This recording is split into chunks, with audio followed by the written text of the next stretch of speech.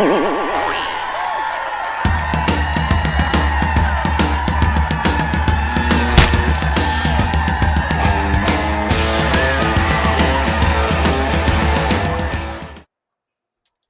everybody. Welcome to another Comic Source Comic Boom collaboration. It's finally here, the day you've all been waiting for. I know I've been waiting for it. Apologies for it coming out so late. Here we are, March. But it's the beginning of March, so we're not quite a quarter of the way through 2022, and we're going to be talking a look back at the year that was 2021, Comic Source Awards, Best of. So Rocky and I obviously are going to talk about our favorite books and characters and creators from the year 2021. If you're joining us on YouTube, there won't be necessarily a build up because we're going to throw up the graphic and you'll know right away who our picks are. But in terms of if you're listening to the podcast, as I always do, I'll do some honorable mention to kind of build up to it. But yeah, it's always fun to do. And, I've said this 1,000 times at this point that I always tell myself, okay, next year I'm going to make notes on the books as I read them, so I won't have to go back and try to remember everything. And I've never done it, but I'm going to do. As my God is my witness, I'm going to do it this year. So it's on the list. I just needed to get this one out of the way. So with all that being said, there's a lot of categories to get through. I usually do a rundown of the categories, but you know what? In the interest of saving time, we're not going to do that this year. So if you haven't listened to one of these before, you'll even be surprised by the categories. So with that being said, we'll kick it off. Rocky and I will alternate. So I'm going to let you go first, Rock. Our first category, best new hero or hero team of 2021. So this is a hero or a team who debuted in a book that was released in 2021. And when I say released, I mean actually like hit the stands in 2021. So publishing date doesn't always match up. So yeah, who's your best hero or hero team for 2021? Well, I know this might be kind of a cheat, and maybe you'll disqualify 100% me. a cheat. It's 100% cheat, but I don't really care because my best new hero team, and I consider them a hero team, is the Suicide Squad that came out of Future State. And while Future State may have been hit and miss with some people, Amanda Waller's new team there with that whole group of Match and Celebra and Talon and just the crossovers and of course it's built up and it's led into 2022 here with War for Earth 3. But I just fell in love with that team. And there might be a little bit of an anti-hero, it might be a cheat, but that's my pick, and I'm sticking to it. So it's always interesting when somebody goes this direction, because you wouldn't necessarily think, oh, well, I'm going to pick a version of the Justice League, and that's kind of new because everybody's been a member of the Justice League at some point or another. But yeah. I like to pick, whether it's a cheat or not, could be argued. But here, the point being that these are characters that aren't showing up in a bunch of other places, Like a version of the Justice League, these are characters we know. Just because it's Green Arrow instead of Martian Manhunter, doesn't mean it's necessarily a new lineup. But when you're talking about new characters like Celebra or characters we haven't seen in a long time like Match or Nocterra or Peacemaker, yeah, I think it works on a lot of levels. So. And a shout out to Robbie Thompson. A shout out to Robbie Thompson, the writer on it. Spoiler alert, maybe he's not my favorite writer for 2021, but he's a very good writer, and kudos to Robbie Thompson on his work on Suicide Squad. Yeah, sad to see that it's ending this year. So, yeah. All right, I'm going to give a quick rundown of some other characters that I considered for this because there's a lot of good characters this year or last year, 2021. There's a new Black Knight, in case you guys aren't aware. Jackie Chopper is her name. She's the daughter of Dane Whitman, who most people know as the Black Knight. Debuted in Black Knight, Curse of the Ebony Blade, #1, created by Simon Spurrier and Sergio Davila. She's a fan favorite already, and I would expect to see more. We've already seen more of her in 2022, and I expect even more of that coming. Rumors of Black Knight showing up in the MCU at some point. I also considered Tai Wan, who is Takugi, who showed up in Taskmaster Volume 3, #3, from Jed Mckay and Alessandro Vitti. He's a member of that Tiger division, which is really popular and got a lot of speculator interest for the year of 2021. I was surprised that you didn't consider that. Maybe you did, Rocky. Gold Beetle from Future State, from Jeremy Adams and Fernando Passarin. Uh, She's a fascinating character and a lot of fun. Literally a mashup uh, between Booster Gold and Blue Beetle. So I thought about her. yeah, Uh, I wasn't a huge fan of Gold Beetle, although she is a lot of fun. She's a lot of fun. I'll yeah, grant you that. But, yeah. And then I thought Miracle Molly, and when she was first introduced, we didn't know if she was going to be a hero or villain. I think she's shown with her role in Fear State, definitely a hero. James Tynion, Jorge Jimenez, first appearance Batman number 106. And then the glories from We Have Demons from Scott Snyder, Greg Capullo, Jonathan Glapion, Dave McKay. They're a whole lot of fun, and we reviewed them all. And I think if you haven't gone to check them out, I do recommend that. And then the Glowing Man or Tarek Geiger from Geiger, created by Jeff Johns, Gary Frank, Brad Anderson on colors. He's a fascinating character.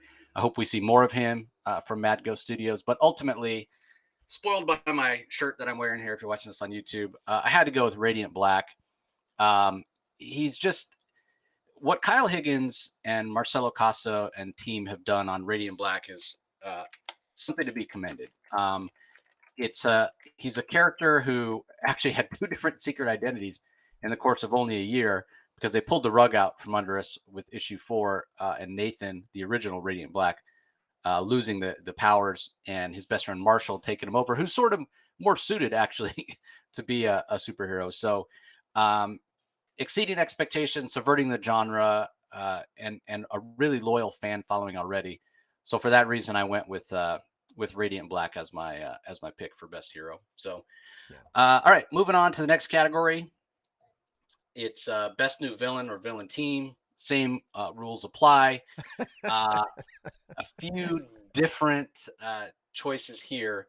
I thought Auteur IO was really fascinating. I think Rocky and I both really enjoyed the run that Gene Luen Yang did on Batman Superman, introducing this uh, villain who was taking alternate realities or parts of the DC multiverse, converting them to celluloid film, and then like storing them. There's so much metatextual stuff there. So he's just really interesting. Again, created by Gene Luen Yang, Ivan Reis as the artist on that. I also thought about Blacktop Bill, Nocterra, again Scott Snyder. This time with Tony S. Daniel, Tomei Morey on colors. He's evil incarnate and a villain that you really root against and just dislike. He's so unlikable and evil. He evokes an emotional and a physical response, which I think the best villains do. The demons from We Have Demons that are infused with the horn. That whole concept is very interesting, how they can subvert people who were once good, turning them bad. But ultimately, I went with another. I mean, it's funny. 3 out of my 4 possible picks here were all Scott Snyder creations. It goes to show you how good Scott is at creating villains. But ultimately, I went with the Ghoul from Night of the Ghoul. So created by Scott Snyder. His artistic collaborator on this project is Francisco Francavilla. And I think the reason I chose it is because of the explanation that Scott and Francesco gave about how all of those classic monsters, kind of that you could think of as the universal monsters, they're all the legends of them actually come from different iterations of the Ghoul, where the Ghoul is in its life cycle, whether that's a werewolf or a mummy or a zombie or Dracula or any of that. It's actually all just one monster. It's actually all the Ghoul. And I just love that concept. So that's what I went with for my pick. How about you, Rocky? I did cheat again. I went with Task Force Z, and I'm not going to belabor the point, but this was the year of the Suicide Squad. I loved it. I loved the Suicide Squad movie. I loved what they did with the comics. They are heroes. They are anti-heroes. And Task Force Z with Lazarus Resin, Jason Todd, who's kind of an anti-hero, but it's led by Two-Face. I went with that. I'm going to stick to it. But I want to mention sort of like a sleeper best new villain. Sort of, I'm going to sneak it in the category. It's also a little bit of a cheat. And I want to mention Chip Sardarsky's Stillwater. Because the town itself, this town where the town never ages and they're almost always immortal, that just the exploration of the darkest sides of humanity in this town, in a town that is sort of almost in a civil war with itself, over its darkest aspects and lighter aspects. It's got some very interesting. So it's not just one villain, but like it's like the town's breaking up into almost like factions, and it's a very very fascinating exploration of the darkest sides of human nature. So Stillwater would be again maybe a little bit of a cheat, but I'm sorry, man, I'm cheating in this first two categories, but it's got to be done. But my I got to go with Task Force Z, runner up to Stillwater. Oh, sorry, your volume is down. Oh, sorry about that. Yeah, I don't think you'll ever go wrong in calling out something that Sardarsky's doing. He's quite a writer that's at the top of his game right now. So, okay, moving on to number 3, our best new ongoing comic. So this is a comic again that debuted that would actually hit comic shops in 2021. So what's your pick there, Rock? Well, mine was, and I'm assuming it did, and if it's not, then I'm disqualified. But I went with Geiger. Uh, Jeff Johns, Gary Frank, just a fantastic job. You mentioned it before as one of your favorite potential new superhero characters or heroes is the Glowing Man by Mad Ghost Studios. It's just fantastic. It really is. It's Jeff Johns at his best. Brand new character, brand new mythology, a brand new world.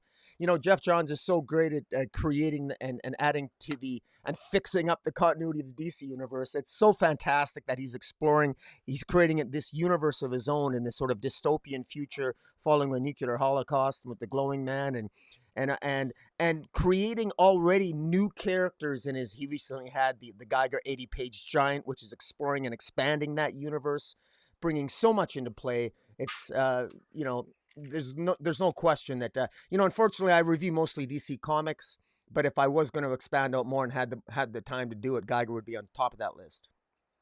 So Yeah, I don't think it's a bad pick at all. And here's the other thing. So Geiger was on my short list as well. And one thing I'll just add to what Rocky is saying is this Mad Ghost imprint at Image that Jeff Johns has kicked off with Gary Frank and Brad Anderson and a bunch of his other friends and former collaborators. Geiger's the first book in a universe, right? There's so much more to come with that. And if you read the Geiger 80-page giant that actually came out this year, you'll have got a glimpse of some of the other characters that are coming up. I think Red Coat, I think is his name, is one, and then we have this robotic GI soldier that's coming as well. They had to pick one to go with first to kind of establish, and the fact that they went with Geiger, this futuristic story, but a very human story, I think says a lot about the power of that character, that he was somebody they could sort of build this shared universe on. So a fantastic pick. I have a couple of books that I've already mentioned that were on my list as well. Again, Scott Snyder and Tony S. Daniel on Nocterra. That book has been absolutely outstanding, and it's gotten even better this year with the second arc. The last issue completely blew me away with what happened. I mean, it was like a holy shit moment at the end of that issue. So I definitely considered that. Also Clear, where Scott Snyder is collaborating with Francis Manapul. Rocky and I have both been big fans. It's something new. It's something different. It feels fresh. The art is absolutely fantastic. The story is very compelling and intriguing. And it's that juxtaposition of doing this gumshoe crime noir story with super advanced technology. The pendulum of technology has swung over so far that instead of doing what technology is supposed to do and bring us closer together, it's actually isolating us. And that is a fascinating concept. Again, go and listen to Rocky and I. Go check out the Comic Boom YouTube channel for the reviews of that. But ultimately, I went with Radiant Black for the reasons I mentioned before.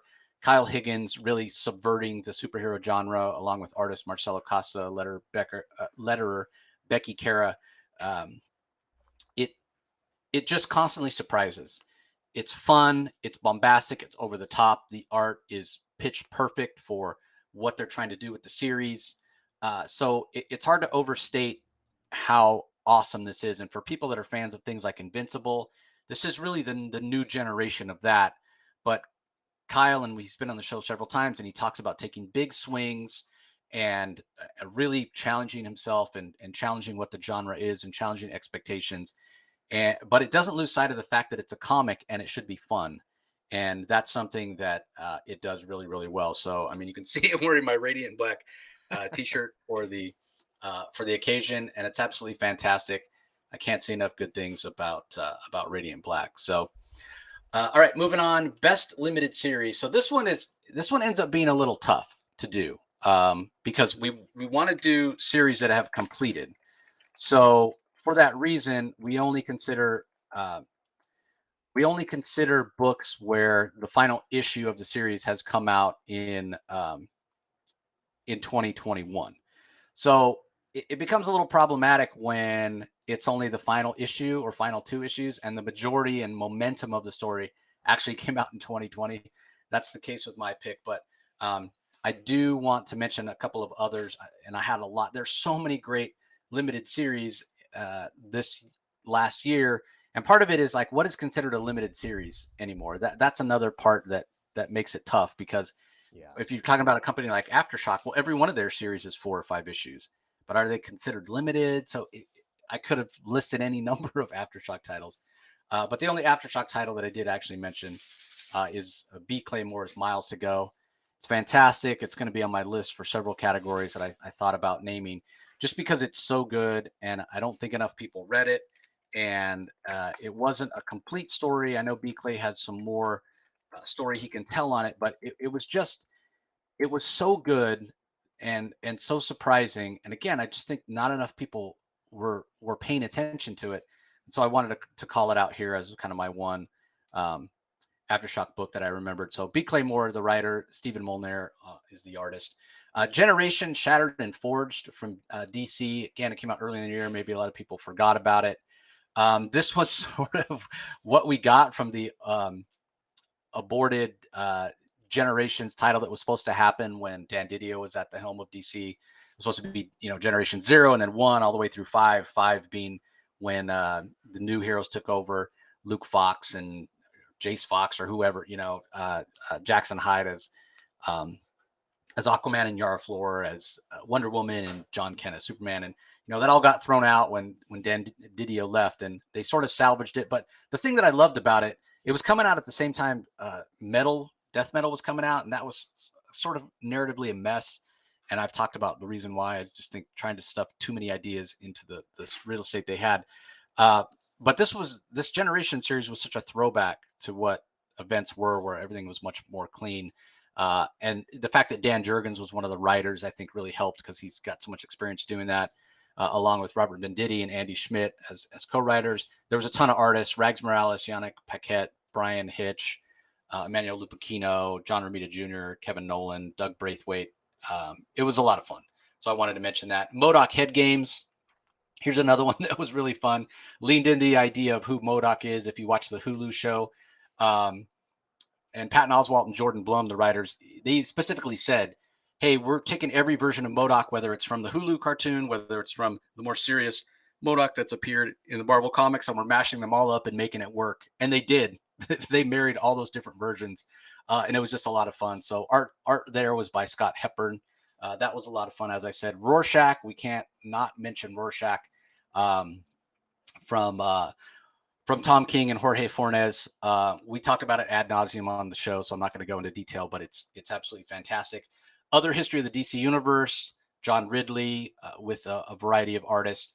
That was another one that I think not enough people talked about. There was sort of talk about it when the first issue came out, and then it kind of went away. I feel like the rest of it flew under people's radars, and they didn't realize it was still coming out. So the art by Giuseppe Camuncoli, the format with a lot of text going along with the art, I thought was absolutely fantastic. So I got to give that a shout. Maniac of New York from artist Andrea Moody and writer Elliot Kalin was a lot of fun. Again, there's tons of coverage on it on my podcast, so go and listen to that. Listen to the interviews I've had with Elliot Kalin. ENIAC, I put this on there, but I didn't really give Bad Idea any awards, although I think they deserve them, just because it's hard to get your hands on the books. That'll change, I imagine, if Bad Idea ever comes back. Maybe that's why they're taking a break right now. But written by Matt Kent, art by Doug Braithwaite, absolutely fantastic. Mr. Miracle, Source of Freedom. I put this one on there because I think Rocky and I were both surprised by how well Brandon Thomas sucked us in. We both said, who's asking for a miniseries about this version of Mr. Miracle? When you think Mr. Miracle, you think Scott Free, right? So why are we getting this, this other version that is, I don't want to say a lesser version, Shiloh Norman, but that's sort of the perception. And I think that he really, Brandon Thomas, the writer, really exceeded all expectations. Rocky and I both really, really loved it. So I think it worked on a lot of levels, and I wanted to shout it out. Um, and I can't. Do you remember who the artist was on that, Rocky? On which one? On Oh, Mr. Miracle, Source of Freedom. Trying to look it oh up right man, no, I can't. Oh, now. Okay, sorry. I'm looking. Yeah. Oh, that's right. It was Fico Ocio. He did a fantastic job. Right. So I got to give a shout out to that. And then the last one I'll shout out before I give my pick is Kang.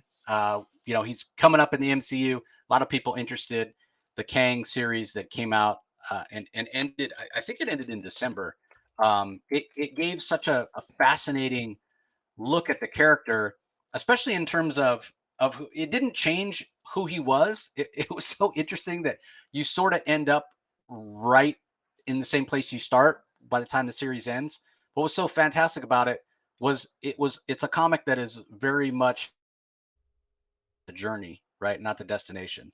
So that was absolutely fascinating. It's written by Jackson Lansing, Colin Kelly, Carlos Magno gave us some fantastic art. If you haven't read that and you're curious to learn about Kang, I highly recommend that. But ultimately, the book that I did choose, and again, a lot of it was in 2020, so I apologize that it wasn't as big of a thing in 2021, but I had to pick it.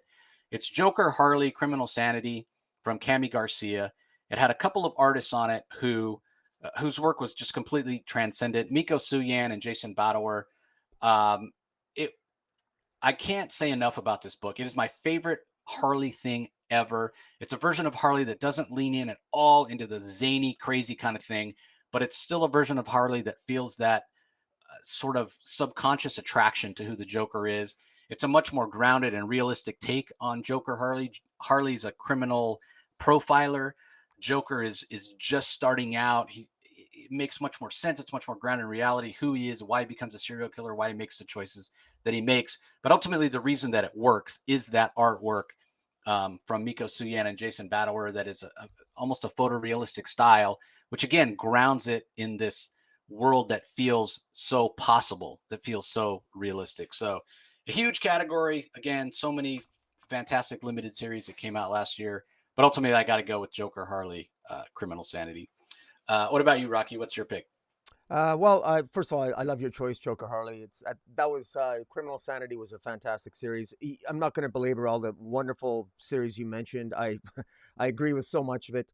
Uh, at the end of the day, what I chose here was a little bit of a sleeper hit for me, and I think it's highly underrated, as well as I think it's one of the best limited series, and I think it's going to be more appreciated in the years to come. And that is Resistance Uprising by J. Michael Straczynski. It's by A Upshot. It did have an original series. You talked before. You alluded to the fact that sometimes this category is a little bit defining what best limited series means can sometimes be problematic. This is 6 issues. In a sense, it's almost like a story arc, but it really is good. It takes place. I mean, think of a coronavirus that wipes out, that's much more serious, wiping out 99% of humanity, the 1% that remains. 1% of that 1% gains superpowers. And then how does that change the structure and the politics of the world? I find it fascinating. To me, it's the most exciting and dramatic and crazy and superheroic and fantastical part of politics and comics, but in a cool way. And J. Michael Straczynski in the past did a series called Rising Stars, and it's sort of similar in themes to that, but just exploring it in a different way. I really like it. Resistance Uprising, guys, give AWA Upshot. They've got other series as well I could talk about, but we're pressed for time, and we could talk forever because there's so many fantastic comic books out there, and certainly, Jace, you mentioned a bunch of them, but the Resistance Uprising is definitely, it's 6 issues long. It's worth checking out, and it's got you can go in blind, but there's also a previous 6-issue series called The Resistance that's sort of a prequel to that if you want to get the full story. Yeah, so next category, best, and I do agree that a lot of that AWA stuff is flying under the radar, and I don't think it should be because it is really, really fantastic, especially the stuff that J. Michael's doing, because he's really establishing kind of a shared universe there. So, okay, next category is best single issue or one shot. So this is a single issue of an ongoing series or a one shot that we thought stood out. So, what's your pick here, Rock? Well, my one shot is the third issue of the Supergirl Woman of Tomorrow series. It's 8 issues long, but the third issue by Tom King it can be a standalone issue. That's what I find so extraordinary about it. I think it's just fantastic. I love the themes that it dealt with. It was Supergirl, along with Ruthie, the girl who wants Supergirl to help avenge the death of her father, who's a rock farmer on her native planet. And in looking for this creme of Yellow Hills, this serial killer, they end up on this planet where there's basically two races of the blues and the purples. And it's a story about race. It's a story about genocide. It's a story about indifference. It's a story that is ultimately tragic, and yet at the same time shows how heroic Supergirl is. And it shows, to me, it's a metaphor for showing humanity at its darkest and also its brightest. I think it's absolutely fantastic. I think it's a single issue. I know I'm an outlier here, and you've joined me at times, suggesting that Tom King deserves an Eisner nomination. I think for that. Yeah, it's one of my it's my best one shot of 2021. There's a couple others I can mention, but we're talking about the best here. And my choice, Supergirl, Woman of Tomorrow, issue 3. Yeah, so I thought this was a tough category as I was going through and looking at it, and then I came across something that I had forgotten, and it ended up making it almost anticlimactic in what I chose. So, but I'll name some others first. So, Rorschach number 11 from Tom King, Jorge Fornes, I thought was done really, really well because it recaps the series, and issue 12 ends up being almost like an epilogue, or like the central mystery of the story basically is all laid out for you in 11, and the way that it puts all the puzzle pieces together I thought was just fantastic, so had to put that on there. The 60th anniversary issue of Fantastic Four, which was Fantastic Four 35 or Legacy number 680, was a lot of fun. It was written by Dan Slott, joined by Mark Waid and Jason Liu. There was various stories in there. John Romita Jr., Paul Renaud, Cam Smith on art. It had this modern retelling. I say modern retelling. So the origin of the Fantastic Four that we all know, but when I say modern, the Paul Renaud art is fantastic. The sort of aesthetic of it looks very modern, but the origin is all still the same, the classic one that we remember. But the story bounces around through time, taking on these different Kangs, and between the different Kang versions of Kang that they take on, Immortus, Scarlet Centurion, all those kind of guys, and the artwork and the way the style of the artwork mimics these 6 decades of Fantastic Four has existed is just fantastic. It's everything the Fantastic Four is in one anniversary issue. So I almost picked that as my winner until I remembered the ultimate winner. Also, the Hank Howard Pizza Detective, just because it was such a wild idea from Robert Venditti with art by David Lapham. This idea that it reminded me of the Seinfeld episode with the library cop. Here's this guy. He's a pizza detective. He investigates stolen pizzas and crimes at pizza places, and that's all he focuses on. And the fact that it was only available for one day and it was only $1, it was just a really fun idea. Going back to the Fantastic Four life story from artist Sean Isaacs and Mark Russell was really, really fantastic. I'm not going to talk about specifically why it hit so hard because I have it in another category and you'll find out why then. Also, I thought the Aquaman 80th anniversary was really good because when Rocky and I reviewed it, it has so many, it's like 30 or 40 creators, so I'm not going to name anybody because I don't want to leave anybody out. But all these 80th anniversaries, the level of the stories kind of goes up and down. Some are great, some aren't. That was one that we reviewed where every story was at least better than average. Every story was good, if not great. So I wanted to give that a shout out. The beginning of Tom Taylor's run on Nightwing is absolutely fantastic.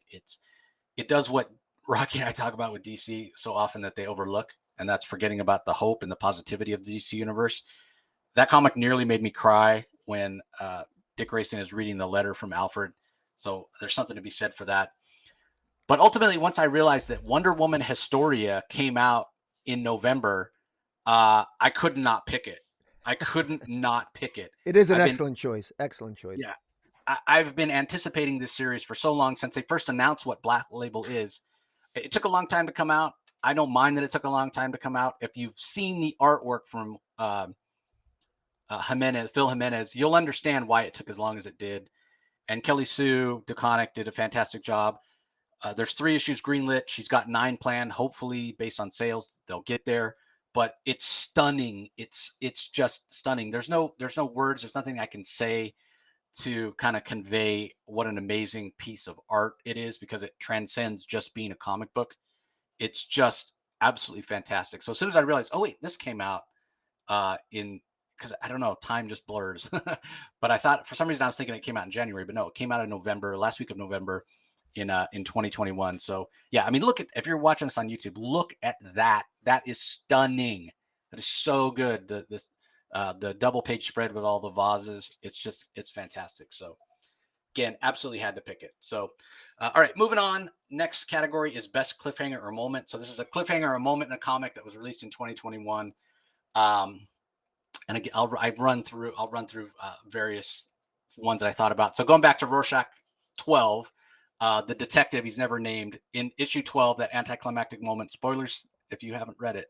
He takes out Turley and the campaign manager, and you sort of see it coming because he, during the course of his investigation, he gets sucked into the persona of Rorschach, understands why the kid and Myers and did what they did. So I thought that was cool. Going back to Stillwater that Rocky mentioned, the fact that the kids, at the moment when the main character's taken over and he sees like this Ewok type village in the trees, and you realize the kids have been scheming all along, is fantastic. Going back to Fantastic Four Life Story number 3, why it was on my list for best single issue. Again, the whole idea of Life Story is it takes place in real time. So you get one issue in the 50s, one issue in the 60s, next issues in the 70s, so on and so forth. The Human Torch sacrifices himself to save the world from nuclear holocaust. There's a missile that's been launched. Again, I'm not going to get into the story in details, but the only way to stop this missile is to go up and intercept it, go Nova, and blow it up before it hits New York City. Johnny Storm does that and dies, and it's a very poignant moment. A recent one, I don't know if you guys have been reading Captain Marvel from Kelly Thompson. It's fantastic. Recently, the binary version of Carol Danvers, she manifested that as sort of a separate character, and there's going to be a lot of that, the fallout and consequences of that coming in 2022. So that was really cool. Chip Zdarsky spooned himself. So for those that don't know, Chip Zdarsky is a pen name. His real name is Stephen Murray. In crossover number 8, as Chip Zdarsky is being pursued by this character who we now know to be Negan, who's a serial killer, and he's killing comic book creators, because in the world of crossover, comic book worlds crossover with the real world. Stephen Murray meets up with Chip Zdarsky, and they spoon in a hotel room because Chip Zdarsky is running for his life and is very scared. And so he runs into the real life Stephen Murray. They spoon in a hotel room. It's really funny. Continuing that idea and crossover of how comic creators exist in this world, the writer of crossover, the artist is Jeff Shaw, but the writer is Donny Cates. He shows up at the end of issue 10 as this cliffhanger moment, and Donny Cates writing Donny Cates is just funny and fantastic. There was 2 moments from Chicken Devil. If you're not reading this from Brian Buccellato, you're missing out. From Aftershock. Hayden Sherman's the artist. This guy who's just a regular everyday guy gets involved with the Russian mob, and the Russian mob blow up this yacht that he rents to try to get his family away from the danger that's going on. And it's a moment that sends the guy over the edge, and he kind of goes Breaking Bad and just this average guy going after the Russian mob, killing people. And it's as funny and crazy and over the top as you think. So that moment was shocking. Then to make it even more shocking, at the end of issue 3, he goes home after he's taken out most of the Russian mob, and his family just pops up at the house. Cliffhanger. His family's back. They didn't die after all. It was so shocking after everything this guy's gone through to have that happen. But ultimately, if you're checking it out there on YouTube, you'll see my pick. I already mentioned it. Nathan dies, or at least we think he does, in Radiant Black. The main character, 4 issues in, they kill him, and his friend gets the powers. It was so shocking. Rug pulled out from under. Rocky and I even went back and did a spotlight and covered all the issues up to that moment, because we were like, should we have seen this coming? That's how impactful it was. That's my pick. Nathan in issue 4 of Radiant Black having a building collapse on top of him. So absolutely fantastic. What about you, Rocky? What's your pick? Well, again, excellent rundown of all those moments, Jace. I got to go with I'm a DC guy. I went with Nightwing issue 81, the cliffhanger right on the final page that Dick Grayson has a sister, Melinda Zuko, who is the mayor of Bloodhaven. It, frankly, nobody really saw it coming. It was out of the blue. I think I think it adds a lot to the own myth. It adds a lot to the mythology of Dick Grayson as opposed to Batman for a change. I think it really moves the character forward. I think it's got a lot of potential. You mentioned before how reading Nightwing, I mean, Tom Taylor is so good at those character moments, those emotional moments that can tug at the heartstrings. Tom Taylor is really good at bringing back the hope and the fun of the DC universe in so many ways. And Tom Taylor at times may be criticized for doing too much fan service, but in a day and age where I don't think we get enough of it, if I got to get too much from Tom Taylor, I'm more than happy with that. And I think that's why Nightwing has been such a successful title in 2021 and moving forward here into 2022. And that cliffhanger with Melinda Zuko, I think it's going to pay a lot of dividends down the road. So that definitely is my pick for 2021. Yeah, I think we talked about that on the latest issue when we covered it, and I was saying, man, I'm ready for them to really get back to that idea because they've been doing so many other cool things. It's been a while since we've seen Melinda Zuko, so I'm curious. Good pick. I'm curious to just have them go back to her as a character. Okay, next up.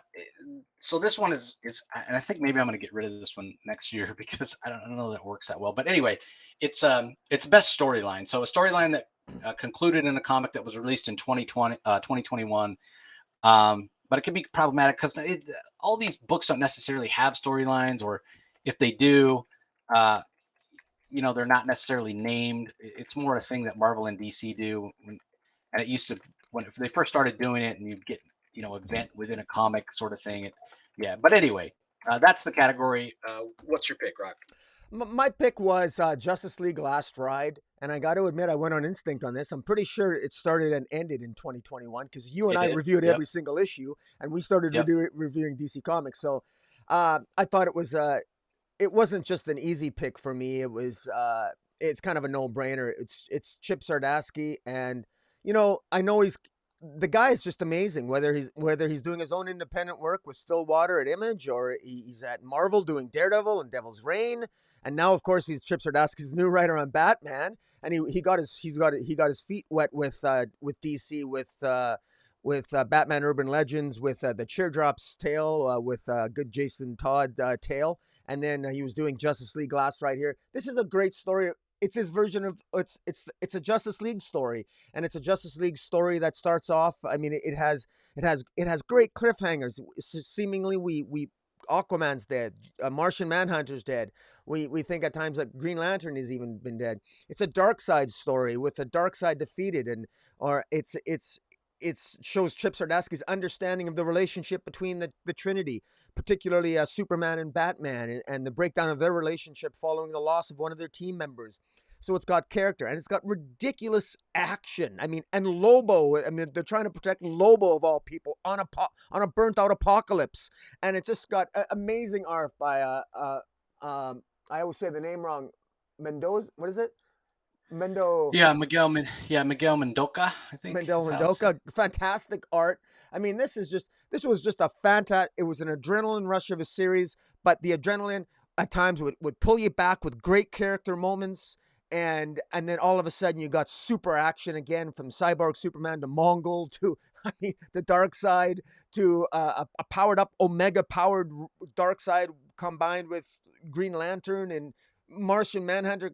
I don't even want to ruin it. Guys, pick this up, and it's a done in one tale. You don't need to know anything about the DC universe going into this. It's 6 issues. It's just done one, and so much fun. Yeah, and in the interest of full disclosure, I did buy the best page available for that series. So sorry, everybody. But yeah, hopefully it'll be on its way to me soon. I think it's issue 3, page 17. So yeah, can't wait to get my hands on it. Cost me a pretty penny, but yeah, definitely worth it. All right, so I have a few, as always, I have a few to go with here, and it's so tough to choose because there are so many really, really good books that are coming out right now. So I thought about Fantastic Four, written by Dan Slott, various artists on the title. But there's this storyline where RB Silva is the one that actually drew this particular storyline. There's this storyline where right before Doom's wedding, Doom finds out that Johnny Storm slept with Victorious, and Doom ends up turning Johnny's powers all the way up to 11. So if you've been reading Fantastic Four right now or reading Reckoning War, and you're wondering why does Johnny not have the ability to turn on? He's constantly in Nova form. It's because he slept with Doctor Doom's fiance, and it's just wild and fun and crazy. And so I thought about choosing that. Captain Marvel from Kelly Thompson, as I said. Jacopi Kamini did the art on this particular issue. She's trying to prevent the future timeline that she just got back from coming to pass. She thinks she needs magic to do that. So she goes to various magic wielders in the Marvel universe and tries to get them to train her, from Doctor Strange to Enchantress to anybody you can think of. And Damon Hellstrom, for example. And it works out just about as well as you think it will, knowing Carol. And she gets this cool black costume for the duration. So that was really fantastic. Nightwing, as Rocky has talked about, I won't elaborate too much more. It's so filled with hope. So the Leaping into the Light arc that kicked it off from Tom Taylor was considered the Korvac saga, where Christopher Cantwell, art by Kafu, they're tearing Tony Stark down to build him back up. It goes back to such a classic feel of who Tony Stark was in my favorite era of the character, from about issue 170 to about 250. It puts aside kind of the I don't even know how to describe it, but the way Robert Downey Jr. portrays him as kind of this snarky, humorous, funny version of Tony Stark, that everybody thinks that's how Tony Stark is in the comics because that's the way he's been written for the last 15 years. But that's not how he was before that portrayal from RDJ. And it doesn't bother me. I don't begrudge it, because I was one of the people that said, I don't think that's going to work, the casting, but then admitted that it worked on a very surprising level to me. But it was a different version, but then that became the default version. So what I love about what Christopher Cantwell's doing is he's taking us back to the roots of who Tony Stark was, much more serious character. Also, the Spider-Woman Back to Basics, that started with Spider-Woman issue number 11 from Carla Pacheco and Bere Perez on art, really doing exactly what the title says, going back to basics. She gets back in her classic costume. The supporting cast is trimmed down seemingly, but then blows back up again. It's a lot of fun. Also, Suicide Squad, for the reasons Rocky talked about earlier, to give Peace a chance. I didn't expect that to work with Peacemaker as the leader, and it has exceeded all expectations. But ultimately, I went with Amazing Spider-Man Beyond. And the reason that I went with this is I'm a huge Spider-Man fan, and I was buying Spider-Man because I, have almost a complete run of Amazing Spider-Man. I wanted to keep it going, but it had become such a chore. The thing about Spider-Man is he's a happy character. It should celebrate the joy of comics. And Nick Spencer's run had gotten to be such a slog, and it was depressing, and it was focusing on all the guilt and all the pain and all the trauma that Peter had been through in his life, rather than focusing on the fun aspect of, here's this kid who has these powers. And so it's fun again with this Beyond story. And the other thing that's interesting is they're doing like a TV writer's room style, where you have all these writers that are contributing, and then one particular one will write the script. So we have Patrick Gleason, Zeb Wells, Saladin Ahmed, Cody Ziegler, Kelly Thompson, all of them as writers. And then, as I said, particular issue will be scripted by a particular writer, but they're all putting all their work into it. It's coming out weekly. There's a ton of artists that are all fantastic. And just the fact that it has been such a palate cleanser and removed that memory of Nick Spencer's Spider-Man and how just depressing it had gotten. So for that reason, I picked Amazing Spider-Man. Okay, up next is Best Sleeper or Surprise Hit. So this is a comic that first appeared in 2021. We feel like either not enough people have been reading it, or it surprised us how much it became a hit, how many people talked about it. So I thought about doing Hellblazer Rise and Fall, which is written by Tom Taylor with art by Derek Robertson. Deep Beyond, which is written by Mirka Andolfo. And it's such a fantastic story. And this is what I really want more people to read. So it finished up this year with issue 12, but it was a story that started kind of small in scope, and it got so big and huge, and it started bringing in all these ideas, and every issue surprised me with how it got better. It literally got better with every issue right up till the end. The art by Andrea Bercardo is absolutely fascinating. If you come away with only remembering one comic I talk about today and go and pick it up, I would want it to be Deep Beyond, because these are a lot of Italian creators that don't necessarily have name recognition in the U.S. And people need to read that story. Miles to Go, I already talked about. Stephen Molnar on art, and by B. Clay Moore, so I won't belabor that one. But ultimately, it looks like Rocky and I have the same pick. I picked Nice House on the Lake. Now, it's not like James Tynion is not already a known guy. And I heard a lot of creators talking about this book before it was released, saying how good it was. So that was even raising my level of expectation more. And then I read it. And I don't know that there is any level of expectation I could have had that prepared me for how amazing this book is. I encourage you to go listen to our latest DC Spotlight, where we talk about the return of it with issue 7. But from the writing and the characterization from James Tynion and the initial concept to the line work from Alvaro Martinez Bueno and the colors by Jordi Belair, this book blew up, deservedly so. Everybody should be reading it. It's fascinating. It's compelling. It's mysterious. And I can't wait to see where it goes from here. Two more quick mentions. Siphon from Top Cow, I thought was a 3-issue mini that was very fast-paced and well done. And again, it's one I talked to the creators. I had them on the show. I had high expectations, and it did exceed those expectations as well. And the art was absolutely spectacular from Jeff Edwards. It was written by Patrick Meany and Mohsen Ashraf, so I do recommend that. And then Olivia Cortero Briggs did a series for Aftershock called Silver City. And this is kind of fun. Kareem Abdul-Jabbar, the NBA Hall of Famer, even tweeted about it the other day, how spectacular Silver City is.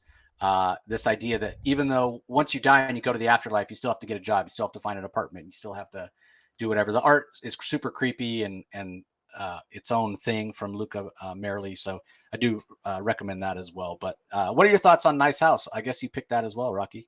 Yeah, well, not much to add. I mean, what James Tynion, I mean, 2021 was his year. I mean, the guy just, the concept of Nice House on the Lake, the idea that, imagine the world has ended, but you're one of the lucky 10 chosen to live in a nice house by the lake. You can get whatever you want. Sky's the limit. You just have to ask for it. You'll get it. You think to yourself, how can that be a horror story? Because, okay, yeah, it's the end of the world, but it kind of has kind of a nice concept in it. You get whatever you want. You're going to survive. And how do you turn something where you're in a nice house on the lake, beautiful setting, you get whatever you want? How do you incorporate a horror element into that? And boy, does James Tynion the Fourth figure out how to do it.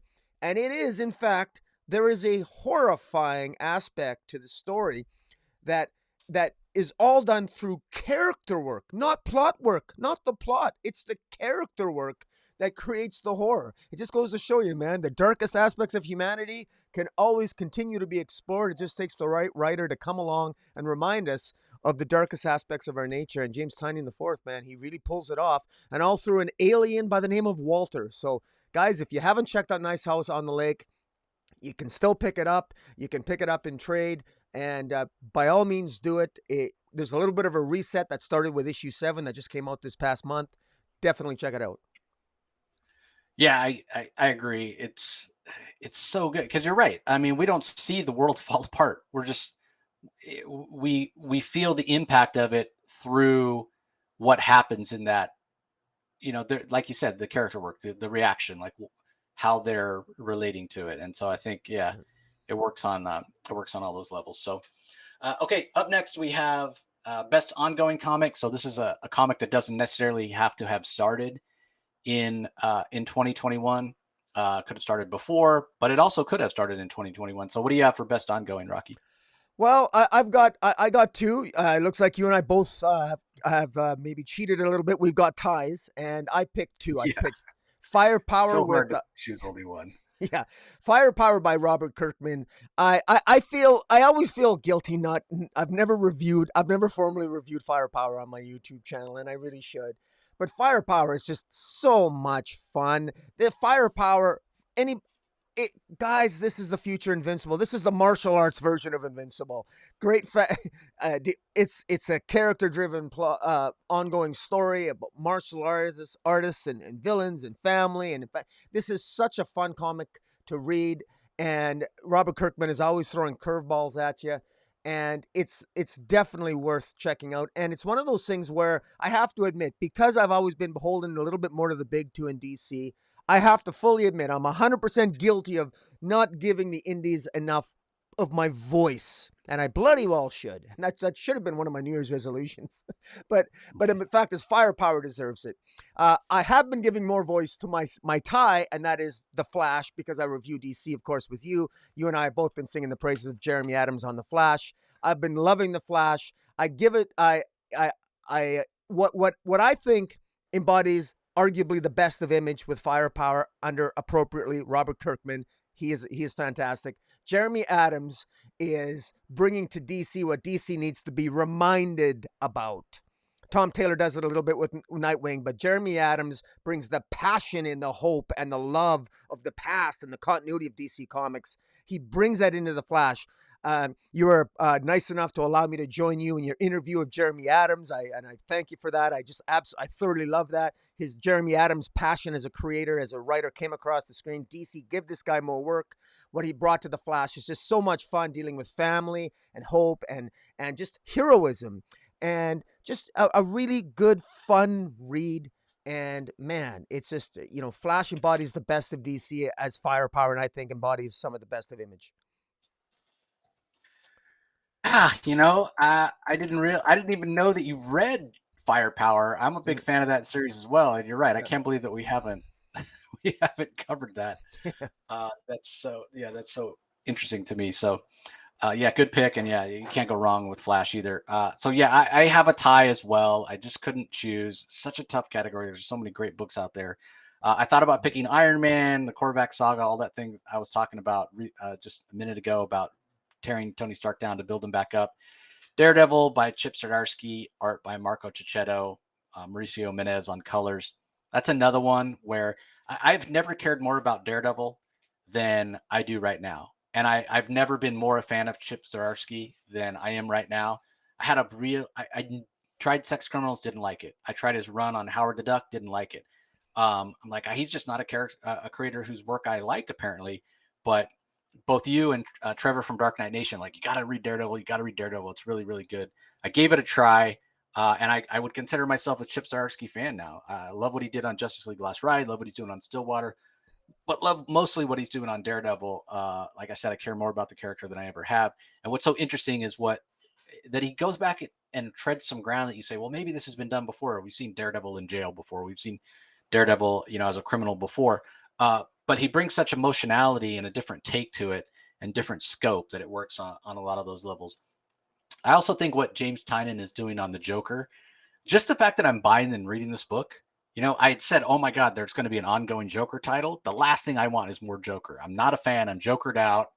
But what's so interesting is Tynion has kind of pulled the wool over some fans' eyes by saying, hey, I'm going to call this a Joker book, but guess what? It's not about the Joker at all. It's about Jim Gordon. It's about the effect that Joker has had on other people's lives. That's a fascinating take, and it's just done so well by Tynion with the great art by Guillaume March and wonderful colors by Arif Prianto. So that has been so fun. Seeing the female version of Bane or Bane's daughter, Vengeance, has been great. I'm just a sucker for a great Jim Gordon story.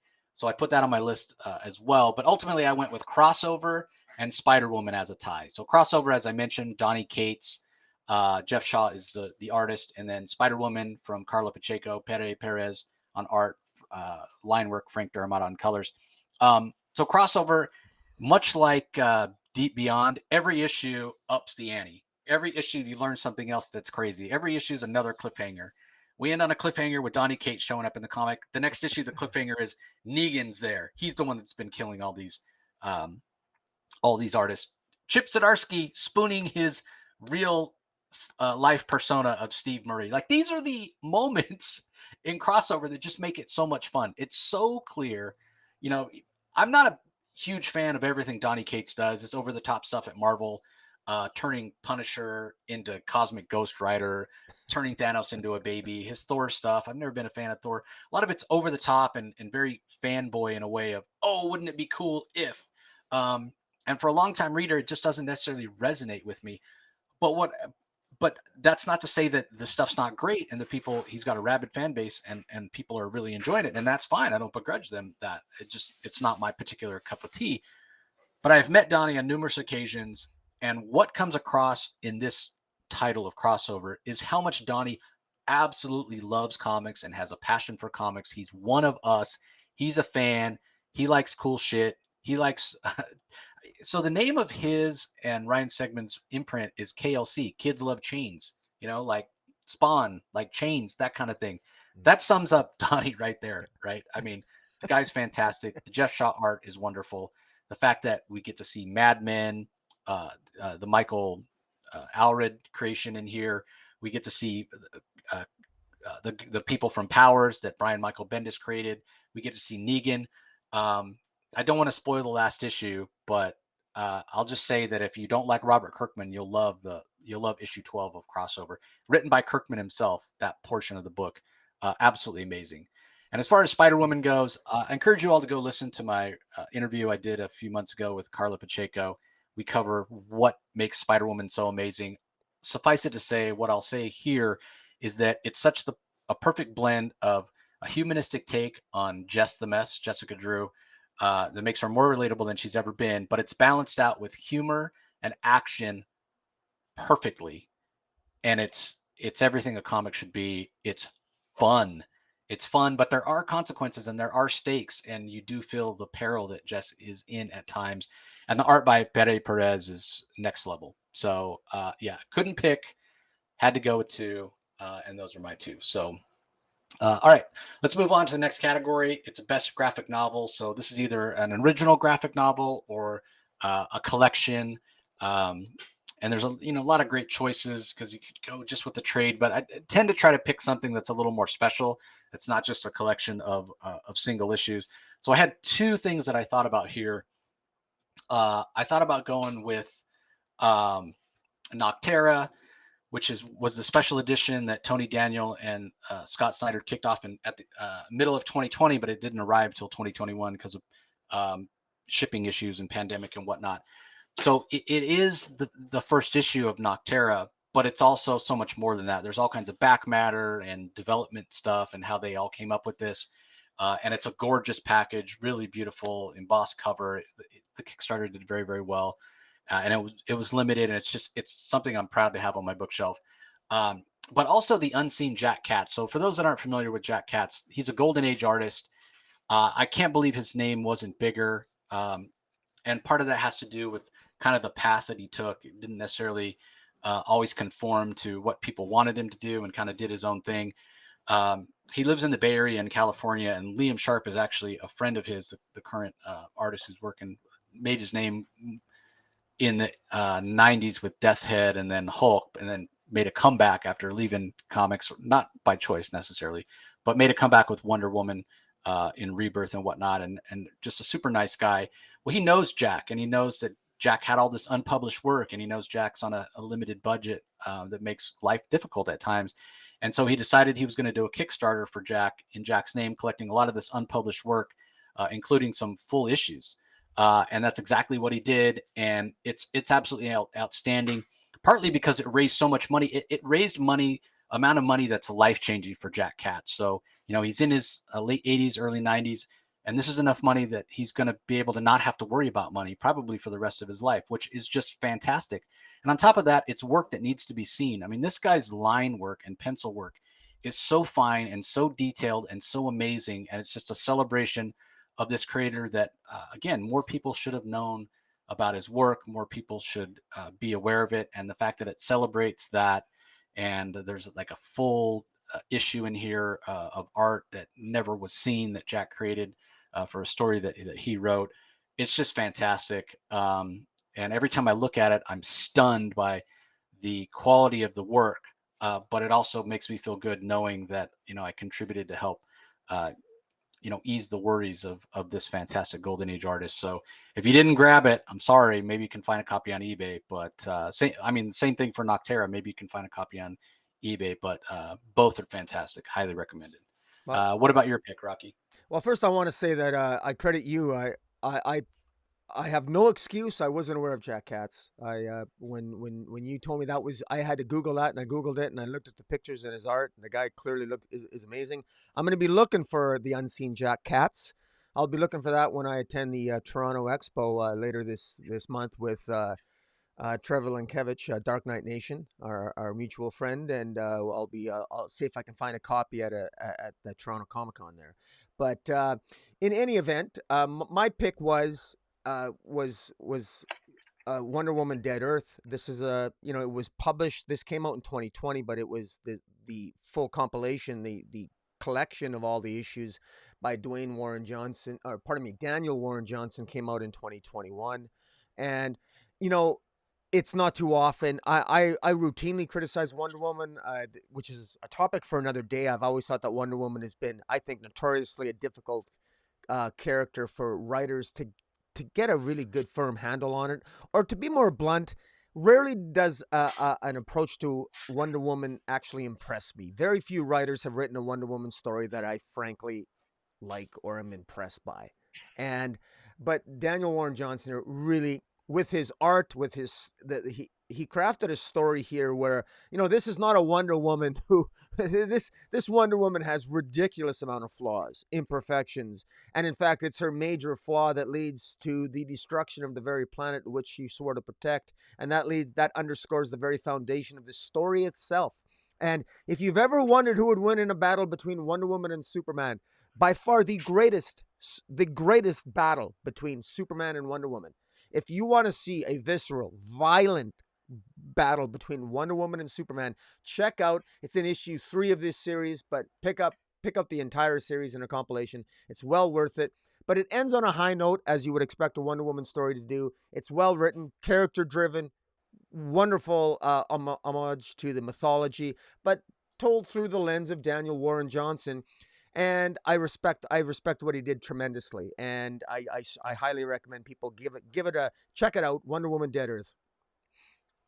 Yeah, I've always heard really good things about that series, and I keep saying I'm going to read it, and I never have. I definitely need to correct that, I think so. All right, up next we have probably one of my favorite categories, but one that's always the toughest. And again, it's why I need to keep a list. It's hard to go back and look at literally thousands of covers to remember my best or favorite cover from 2021. So I have a few to choose from here, but that's our next category. Rocky, what'd you pick? Well, I picked Boss Logic's cover to Endless Black Adam Endless Winter Special #1. And look, there are a ridiculous amount of absolutely incredible covers. This is one of those things where I would never engage in a long debate or argument with anybody about best cover, because let's face it, art is subjective. But I will say this: the reason why I really like this is this Boss Logic cover. And by the way, I separated the words Boss Logic. Apparently, it's all one word. That's my bad on if those watch you on YouTube. But in any event, I like this. There's not a lot of detail in this. This is almost, the backgrounds here are all white, and this is just Black Adam coming down in the snow. It almost seems like it's just penciled. There's not a lot of, it doesn't even seem like it's really inked all that much. It's just, there's something so subtle and simple and gorgeous about this cover. I think it's underrated. I think it's I think for speculators, I do think that this cover is going to take off in value once the Black Adam movie hits. I think this is a cover to look out for. Again, Black Adam Endless Winter Special #1. It's the cover B cover. It's absolutely gorgeous. I love it. And the reason why, and I know what your pick is, and you'll mention that, but there's a lot of other very fantastic, wonderful cover artists out there. But I do find that they get a little. I think this Boss Logic one is, I think it's a little bit more unique in my view. I think it's not. There are certain well-known cover artists that are fantastic, but they're very common, and all the covers kind of look the same style. This one just seemed decidedly different, and plus I think it's a sleeper hit of of a best cover as well. I don't think enough people are aware of this cover. Plus, it's harder to come by. And it's also not a ratio variant, which I think is a cheat. It's my pet peeve. I'm not a fan. I think the big two are ripping people off by making if you're going to create a great cover and you're going to make it a 1-in-10 ratio or 1-in-25, hey, you have an obligation to the fans. Put your best work, make your best cover should be available to everybody for cover price. That's $3.99. In any event, I'm not on a soapbox here, but anyways, I love Boss Logic, and and I know there's lots, and yeah, take it away. Tell me yours. Yeah, so I agree with your assessment. Like it should be on just a regular, even a 1-in-10 or a 1-in-25. But when you start talking 1-in-100, 1-in-250, 1-in-500, 1-in-1,000, that's when Yeah, it's like I just can't afford that. It's yeah. not right. I agree. So you actually put up the regular cover for my pick, Oh, and I it's actually apologize. a variant, but all good. Let me get some It's rundowns awesome of though. some I things. thought it looked so Yeah, good. It looks so good. I thought yeah. it was the right one. Yeah, so there are a few that I thought about. Black Widow number 5, and again, you guys are going to have to go and look these up yourselves because we didn't pull images for all of them. But Adam Hughes, the regular covers, and Adam Hughes is what Rocky has up for my pick there. But all his covers for Black Widow are fantastic. So 5, she's literally straddling 2 buildings. These vertical words, neon signs. One says black, one says widow, and they're on opposite sides of the street on opposite buildings. But she's straddling the 2 of them, looking down at the city. It's fantastic. Also, the Art Germ Inferno 1 Mystique cover. Art Germ is a fantastic artist. His women are always really beautiful. Mystique usually comes across looking evil and not beautiful, so I liked that version of her.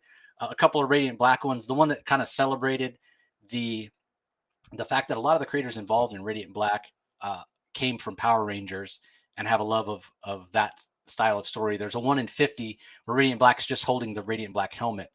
I thought was really fantastic. And then there's also a 1-in-25 that I thought was done really really well. Also, and there's a David, like almost every one of those covers for Radiant Black. But the 1-in-25 is this David Finch version. There's a foil version of it as well. David Finch, very classic, strong, muscular version of Radiant Black, which I thought was great. There's a Jen Bartel Spider Woman. It's just the cover B. And Jen Bartel very into fashion, and it's this reddish cover, and Jessica Drew is wearing all red, and she's wearing this red button down shirt with these black and yellow stripes on it, and she's got her back to the viewer, and then she's turning back, looking over her shoulder. Also, very very beautiful, very fashion conscious Jen Bartel. This one just snuck in on December 28th. It just snuck it in. Another Art Germ one. Ice has been a fascinating character in the Human Target series from Tom King and Greg Smallwood with fantastic interior art, but just a beautiful rendition of Ice on the cover of issue number 3. Another Art Germ. I got 3 Art Germs on here. Trial of Magneto, the Scarlet Witch cover. Again, just super beautiful version of Scarlet Witch. The magic as she's wielding it, it's swirling around her cape. All of it works really, really well. But ultimately, I went with Black Widow number 9, which Rocky has the regular cover, but there's a variant by Mark Brooks. So that particular month, there was a bunch of variants that were inspired by Captain America, and there's one where Natasha is wearing this version of Captain America's costume, but it's black and white and orange as opposed to red, white, and blue. And she's turning around, flinging the shield up toward the viewer.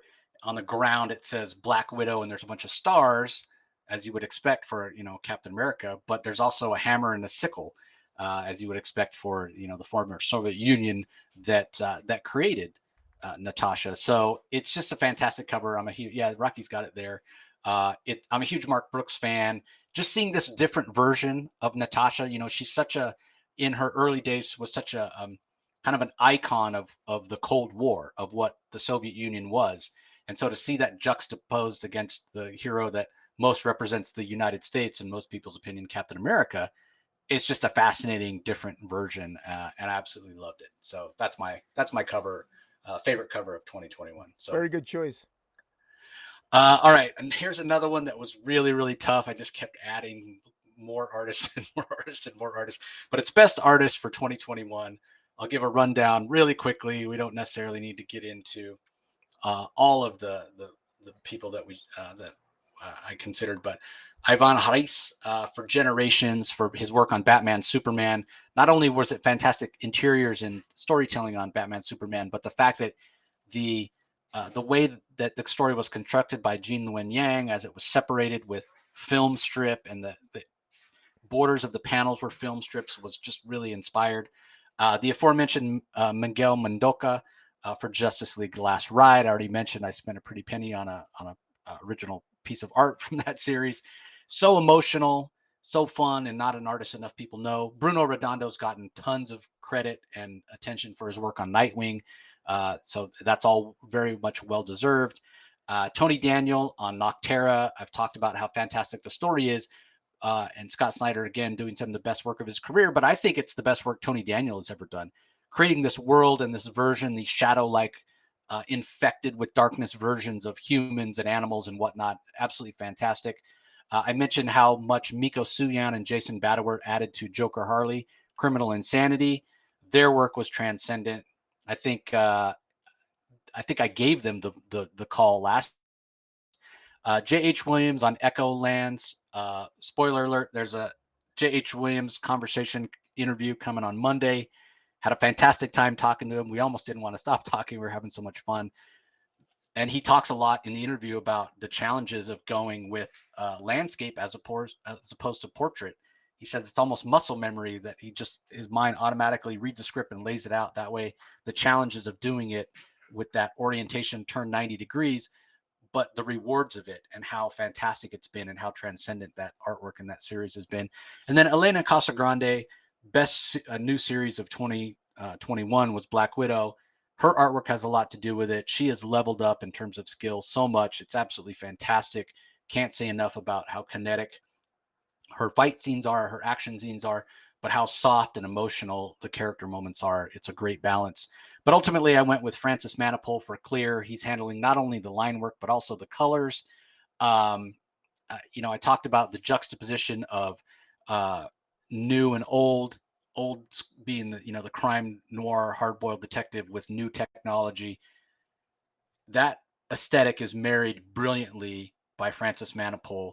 The colors evoke the perfect mood and tone and emotionality in the story, and the fact that he gets to cut loose at times based on the way the world is skinned in whatever way any particular person wants to view the world, whether it be Old West or Disney or science fiction or whatever it is. He does get to cut loose at times, and it's fun to see. So that was actually a pretty easy choice, even though I had a lot of alternate mention or honorable mentions because so many well-deserving. But I kind of knew I was going to go with Francis all along on that one. So how about you, Rocky? What's your pick? Well, before I say my pick, I just want to give a shout out to Francis Manapul, your pick, because I think the comic book speculator's side of me, I don't think enough attention has been given to he did the cover Bs for the Robin series. And he did each individual. Those reading Robin, Joshua Williamson's Robin series, know that the first essentially whatever 10 issues consists of a tournament, and in each individual issue from issue 1 through issue whatever 10 or 12, there's one individual character drawn in cover B by Francis Manapul, and they're absolutely gorgeous covers.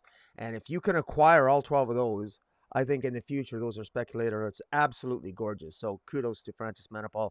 Absolutely fantastic, because he could have easily have been one of the best cover artists in the choice as well. My pick is Daniel Semper for Best Artist of 2021. He impressed us with Future State. Even though you and I will have comments about Future State in general later on in this particular broadcast, we will. In the fact of the matter is that there were some standouts artistically in Future State, and Daniel Semper's work on Aquaman was one of them. Brandon Thomas was the writer. Daniel Semper is the artist. Fantastic artist. He's also done amazing work with Action Comics on Superman. Daniel Semper is the go-to artist for Dark Crisis going into the summer, working with Joshua Williamson and Daniel Semper in the interview, which again you were nice enough to let me join you on. I was so happy to be in that interview with Daniel Simper and Brandon Thomas. Daniel Simper talked about it, a big event that he was event that he was dealing with DC. He couldn't say what it was. We now know that what he was referring to in your interview with him was that it's in fact a Dark Crisis, and DC couldn't have picked a better artist for us. You got to put an A-list artist on your big crisis events, especially if you're DC, because whether you like crises or not, crisis events are big name. It's for DC. Daniel Simper's the go-to guy, and I think he's earned it, and I think he's amazing. And absolutely, I think that he's certainly going to be a contender. I would imagine for best artist in 2022 when we do this next year. Yeah, I'm very curious to see his take on Dark Crisis. All the images we've seen so far have been stunning. So, yeah, it's going to be interesting to see. Okay, next we have best cover artist. So, yeah, basically it's as simple as that. Who's your favorite cover artist for 2021? My favorite cover artist is one that I don't think gets enough attention, and that is Wethard. And I apologize, I always butcher names, but Wethard Deladera, the cover artist and the artist for Something Is Killing the Children. I don't think enough people talk about her. I mean, the fact of the matter is, Something Is Killing the Children has been probably the biggest success in comic books in the last 10 years. Huge success. It has put James Tynion on the map. I think it's a fantastic series. This series would not be successful. You can talk about James Tynion all you want, and I love James Tynion the fourth. He's a great writer. But this series would absolutely, I do not believe this series would have the impact if not for the art of Wethard Deladera. Absolutely fantastic.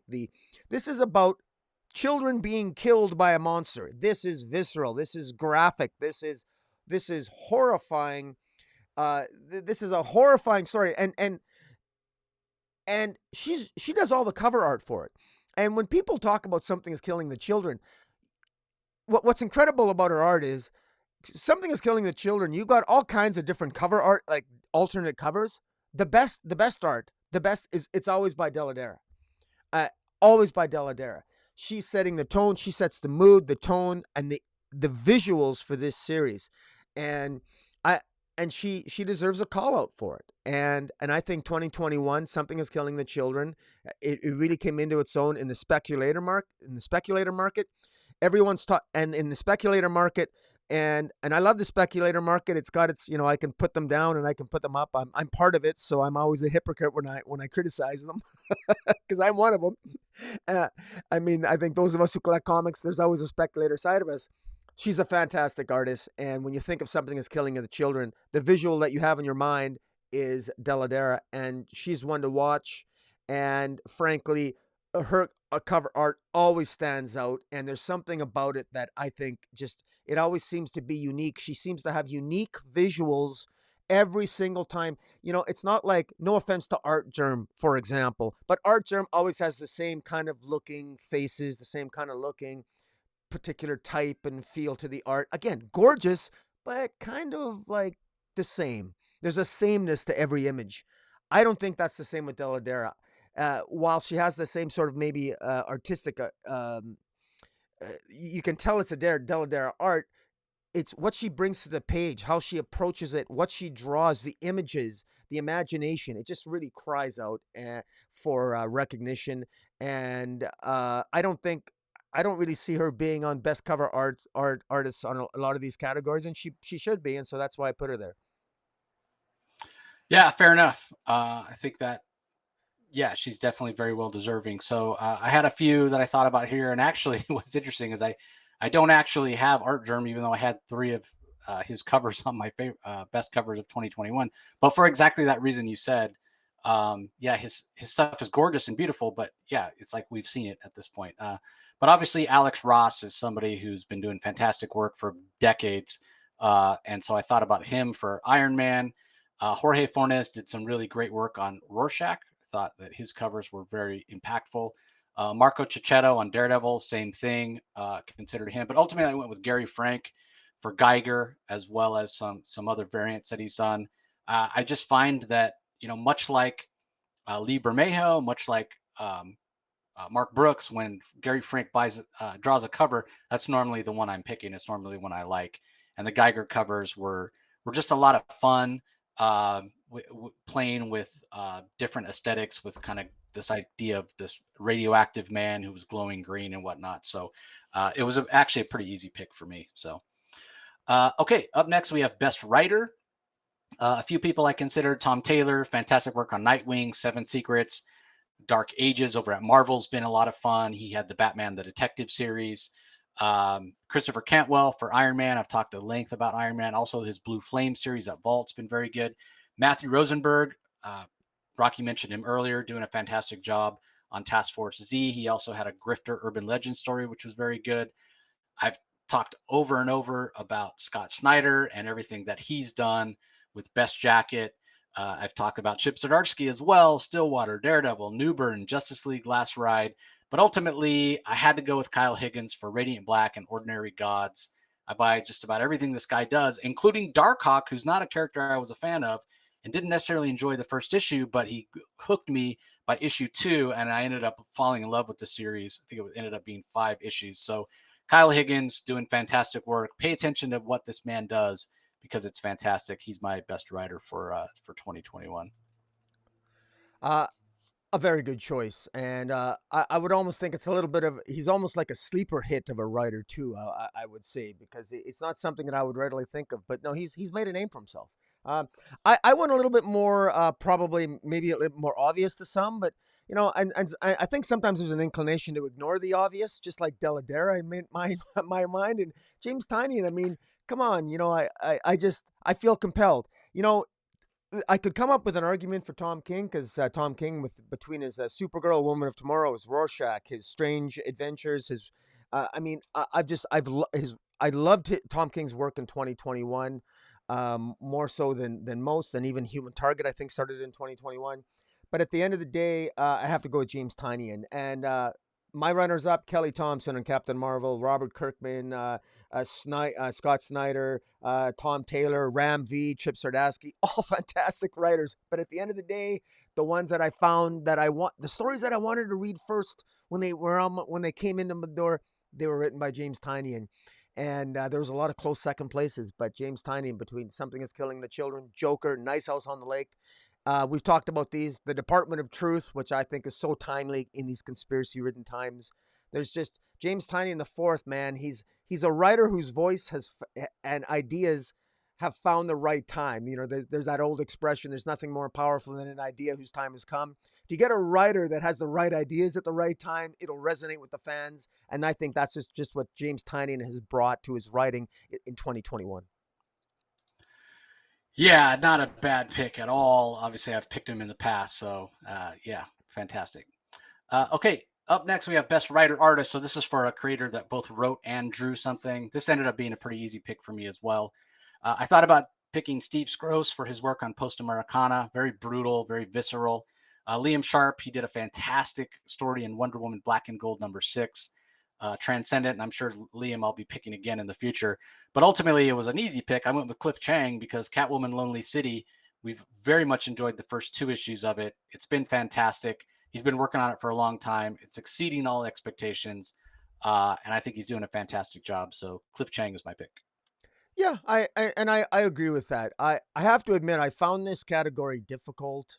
Part of it's my pride. I read comics all the time, but it was I found it very challenging for me to. I had a hard time identifying a writer who was also an artist who put something out, and I really Yeah, did. it's much more rare than it used to be. It Yeah, is, and much more rare. I credit you for sort of I Catwoman Lonely City I never even thought about it. I completely forgot about it and we reviewed it. So shame on me. Shame on me. And my apologies to Cliff Chiang because I really enjoy this too. And I've been a fan of Cliff Chiang ever since his work on the New 52 Wonder Woman. And I wasn't a huge fan of the New 52, but Wonder Woman and, Brian Azzarello's more aggressive stance interpretation of Wonder Woman with Cliff Chiang's art, New 52, was always something that I enjoyed. And I've been a fan of Cliff Chiang since and I'm not even that big a fan of Paper Girls when that series came out with Brian K. Vaughan, but I picked up the whole series solely on the strength of Cliff Chang's artistic contributions to that, and I'm so happy. I really enjoy his take on Catwoman. As you say, we review it on weekly on our DC weekly review, and yeah, I agree with it's an excellent choice. Okay, up next, best inker. This is not always the easiest category, much like writer artist, because there are fewer and fewer inkers these days. But who'd you go with? Well, I feel like this is a cheat because once again, I I plead ignorance because I often don't pay a lot of attention to inkers, and I don't always. I mean, I know that when we have a great art, I know that you can take a great artist, and if you get the wrong inker on certain art, you can ruin good art with a bad inker. And I know you can compensate for perhaps a less than stellar artist by having a great inker do the inking. But at the same time, I just in my mind in terms of like the top billing, I never really think of inkers as being up there, and that's on me. But you know, again, I needed your help on this, Eber Ferreira. I mean, it's only been in the last year where I've been reviewing every DC comic where sort of like the inkers have sort of been on my radar, and you know, I with Eber Ferreira, Task Force Z, Batman Urban Legends, yeah, he's done a fantastic job, and but I still admit to not appreciating. I still feel I've been collecting comics for over 40 years, and I still feel like I'm learning about the different about just the in my view, I know I don't appreciate inkers as much as I should, and that's on me. And so I admit I feel I've always feel constantly a little bit ignorant about this category. And so I'm still learning, but Eber Ferreira, I love Task Force Z. I love Batman Urban Legends. I went with him, and that was largely because of sort of like our talks and our reviews, my reviews with you, and a little bit of your sort of like your guidance in terms of what who all the inkers are and what they bring to the medium, and also my talks with uh, Dark Knight Nation. Yeah, here's the thing about inkers, right? Like it already was sort of this mysterious, not real well understood discipline, for the casual comic fan. And then what's made it even more kind of mysterious over the past few years is the fact that it's a dying art. So many times people are doing things digitally, so they go directly from digital pencils. And I use the word pencils with quotes there because it's really not, a traditional pencil. Yeah. They go directly from that to color. So it used to be the artist, and again, some of the inkers back in the day used to call them breakdowns and finishes instead of pencils and inks because the pencils would be very, very loose. And the inker was really doing so much of the rendering and the figure work and really making it recognizable as something, really detailed. And then, there were different ways of doing it, layouts and thumbnails and breakdowns and all that kind of thing. And then, the trend has become, as comics has gone along, for the pencils to become super, super detailed. And then there's this perception that all the inker is doing is tracing the lines, but it's so much more than that because you're adding textures, you're adding line weights that move figure work forward or back, push backgrounds further back or bring them to the foreground, that sort of thing. So there's a lot to it that if you're not trained and don't understand it. Um, but again, part of the reason that art takes longer now is because the pencil work has become so detailed, as opposed to, yeah, if it was a little more rough and maybe you have multiple inkers, you can get the pages done sooner. So it is sort of a lost discipline, and there's fewer of them now, and a lot of it has to do with the economics. It's one fewer person you have to pay if you go straight from penciler to color artist. But I did consider some others. I thought that Ryu Jose's work on Immortal Hulk was absolutely fantastic. Liam Sharp over his own work on Wonder Woman Black and Gold, as well as his work on Batman Catwoman. I mean, his art's always fantastic. Julio Ferreira brings a really interesting aesthetic to Eduardo Panseco, who he typically works with. His art on Suicide Squad, Urban Legends they worked on, Shazam they worked on. But ultimately, I went with Eber Ferreira, just like you, for the reasons that you said. He elevates the work so well, and it's hard to say that his work, that Eddie Barrow's work, doesn't just sing under the inks of Eber. So I totally agree, echo your sentiments completely. Okay, up next we have Best Color Artist. It's another one of almost the unsung parts of comic art. Who'd you pick here? I picked Adriana Lucas, and this is where there are so many amazing choices. I mean, coloring is something that it's probably next to I'm probably most in terms of not being familiar with the true art of inking. On me, but coloring is one of those things where over the years, if it's one thing that we comic book readers, I think, take for granted so much among so many things, it's the coloring. And uh, I just got, between, I mean, there's Jordi Belair. She stands out. Romulo Fajudo Jr. I love his work. Adriana Lucas just really caught my eye this year with Future State, her work on Aquaman. And I just, it just, what I love about comics is that here I am. I'm 4 decades into reading comics, and I can still be blown away by a comic book page, like incredible. And Adriana Lucas. I mean, her art on Aquaman, the work of the coloring of the water and the skyline and space and the moon and the earth and the different tones and the nuances and the blending of the colors and the change and the shading. You can't that doesn't have anything to do with art. But I tell you what, it can sure as hell save some bad art. You get some Yeah. poor line work, you get the right colorist on some poor line work. I mean, I can think of a number of titles for DC Black Manta where arguably sometimes, the right colorist can maybe cover up some pretty less than stellar artwork. But in any event, Adriana Lucas, I'm not familiar with her whole career. I don't know It's a guy. Oh, It's a guy. my Yeah, then yeah. even my apologies. In this day and age, I get the wrong gender. That's on me. But there you go. Uh, there you go. I don't even know. I don't know his career, how long he's been at it, or anything like that. But he caught. I noticed him for the first time in 2021, and it stood out. And I'm looking forward to more from him, especially his collaborations with Daniel Semper's art. I mean, wow, it just pops off the pages. Collaborations with Daniel Semper on Future State, and I think it was on Action Comics as well. And hopefully, I don't know, but hopefully Andrea and Lucas will collaborate with Daniel Semper in Dark Crisis. Although I don't know if that's the case. Yeah, he was my pick in 2020 for his work on Freedom Fighters because it seemed like every issue there was a giant explosion that looked like an explosion. So yeah, he typically works with actually Eddie Barrows and Eber. Yeah, he's a fantastic pick. I'd pick him every year, but I don't like to repeat myself. That being said, I did consider him. I also considered Enrica Angiolini, who I saw her work for the first time on Justice League Last Ride, that we've mentioned a few times. It was absolutely fantastic, beautiful work. Esprin Gruttergen, her work on Kang the Conqueror, which I've mentioned a few times, was also very, very good. Brad Anderson, his work is always fantastic. Typically, he works with Gary Frank. His work on Geiger, I already mentioned it, especially on the covers, how that green glow just pops off the page.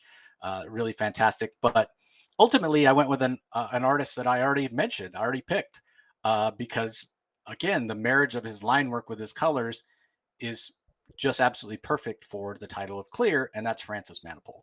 So, it's not enough that he's giving us amazing line work, amazing storytelling, amazing rendering and emotionality in the character acting and the facial expressions. He's nailing it with the colors as well. So yeah, it ended up being another pretty easy pick for me for best color artist. All right, Rocky, you're up next. Best new talent. Again, this one's a tough category because what somebody would consider a breakthrough year or somebody new, somebody else may not think. I remember when I used to listen to the Comic Geek Speak best of that were voted on by the listeners. They gave Tom King best breakthrough talent like 3 years in a row. Like, how many times is this guy going to break through? So it's all subjective. But who'd you pick for best new talent of 2021? Well, I'm gonna state my runner up, and I'll let you speak because I'm compelled to agree with your choice on this matter. But I'm just gonna talk about my runner up, and my runner up is Jeremy Adams. And the only reason why Jeremy Adams never got the top spot is because he's really only working on the Flash, and he's working a little bit. He's working with Jeff Johns and Jim Sheridan on the upcoming Flashpoint Beyond. But what I love about Jeremy Adams is that he represents exactly what all of us should want in best new talent. Somebody who's passionate, who loves what he does, and you can hear it in his voice when you interview him, as we did. And he's always got a smile on his face. He loves what he's doing, and it shows. And he wants more work. He wants DC to give him more work. And the only reason why the only reason why he's a runner-up is because he's only really working on the Flash, and because DC was foolish enough not to give him more titles. They're starting to give him more, and hopefully they will give him more. But ultimately, I love Jeremy Adams, and he's definitely someone that I love because I have a DC bias. But there is one person that I'll let you talk about, because I know he's your choice, that I cannot deny has made a huge impact. And I think he's equally as passionate as Jeremy Adams. And the only reason why Jeremy Adams is not ahead of him in my pick is because this individual that you will mention is simply writing more titles, and Marvel is smart enough to give him more titles to write. So take it away. Oh, your volume. Sorry about that. My pick is Jed Mckay. He's been around for a while, but as Rocky intimated, he's getting more and more work these days, and he's doing a fantastic job. He's given Black Cat, Felicia Hardy, probably the best voice that she's ever had. They're giving him events like Infinite Destinies, in a classic event in terms of it crossed over in the Marvel annuals, and a bunch of the Marvel annuals, like the old school events from the late 80s and early 90s. So that was a lot of fun. He's a part of that Beyond board that's doing the Amazing Spider-Man. He's writing their new Moon Knight. He did Death of Doctor Strange, which I've never been a big Doctor Strange fan, but that was really compelling and a lot of fun. So he's a clearly somebody who loves comics, but he doesn't take it too seriously, and that's perfectly fine. The people that do take it super seriously, and we get works like Dark Knight Returns or Watchmen or something like that. But the thing about Jed Mckay is he always brings a level of joy and fun with things like Taskmaster. He brings humor. He brings a nice balance. He remembers that, hey man, this isn't brain surgery. This is comics, and he keeps it fun. And I'm hoping to have him on the show at some point to talk about all the work he's been doing, because yeah, he's somebody who you really need to pay attention to. A couple of other people that I considered, but the reason that I ultimately went with Jed Mckay is because I feel like maybe people aren't paying as much attention to him. But I also thought about Bruno Redondo for his work on Nightwing. He's been getting a lot of praise, and all of it deserved. And also Daniel Samper for a lot of the reasons that Rocky talked about when you picked him as his artist. So Future State, Aquaman, and Action Comics. But ultimately, yeah, Jed Mckay was my pick. I just want to add about Jed Mckay that I moved farther and farther away from Marvel in 2021 for a whole slew of reasons, and I wasn't paying attention to who was writing and drawing what I was reading of Marvel. I read Infinite Destinies, Black Cat, and Death of Doctor Strange. I thought those issues were compelling, and I literally never realized that Jed Mckay wrote them until you showed me it on the list, and I thought, oh my God. Like, that tells me something right there, that this guy gets it. No wonder Marvel's giving him some work. And I've not read his Amazing Spider-Man. I've not read his Moon Knight, but wow, now I'm inclined. Now I probably should. So, it's another one of those things where sometimes it's really good to do these types of reviews with somebody with different points of view like yourself. It's like, wow, it's like, I realize, boy, like, well, it's nice to know that I got good instincts, because what I was reading was actually by a best new talent. So it's good to hear. Yeah, exactly. Okay, next title is most underrated book. So kind of similar to sleeper or surprise hit, but maybe clearly if it's most underrated, it didn't become a hit. So what do you have here? What book did you think more people should have been talking about? Well, before we get into once again, I can let you. I agree with you with the number one choice, but I got some runners up that I feel compelled to mention, and that is Rick Remender's Scumbag. This is an underrated book. I think it's I don't know if it's a hit per se, but boy, it's hilarious. I mean, it's a scumbag, literally a piece of human garbage, a drug addict who manages accidentally getting infused with a nanite that gives him like gives him a James Bond level of skill and intellect, not so much superpowers, but he becomes a super spy through basically an accidental injection of nanites, and he ultimately has to become James Bond, whether he likes it or not, and basically save the world. Rick Remenders is so good at just drawing. Like, Rick Remender is great at incorporating the real world into parody and into humor, and in a way that just really works so well. Rick Remender is also writing A Righteous Thirst for Vengeance, which is pretty good. But in any event, Scumbag is one of my most underrated books. Another one, I really think Old Guard Tales Through Time is really good. Greg Rucka writes that. Those who fans of Charlize Theron, if you can watch the Netflix movie Old Guard, about basically immortals that have are basically, it's almost like their duty to protect humanity, but they remain immortal throughout time. They can't die. And the comic book Old Guard Tales Through Time is just various artists and writers come and they tell various stories of these immortals through time. I'm a huge Highlander fan, and so it reminds me of that, and I've really been enjoying that. I also think honorable mention has to go to Icon and Rocket. Reginald Hunlin has done such a great job with the Milestone universe. Icon and Rocket, I think it's in its own universe, that whole Milestone line, and I think it's being served really well. Icon and Rocket, I know, is both of ours. Both of us share our love of that particular series that we review weekly whenever it comes up on DC Comics Weekly. And so, without further ado, I'll let you. I agree with you on the number one underrated book. I'll let you talk about that. Yeah, Deep Beyond was one that I thought about for the reasons I stated earlier, and I do encourage everybody to go and check it out. Also, Miles to Go is actually tied with the pick that Rocky chose as well. Again, for a lot of reasons I said, this is a book, Miles to Go. It's crime noir. It's the story about a woman who was used to be a hit person, used to be an assassin, and her past, she's left it behind, married, had a kid, and now her past is catching up to her.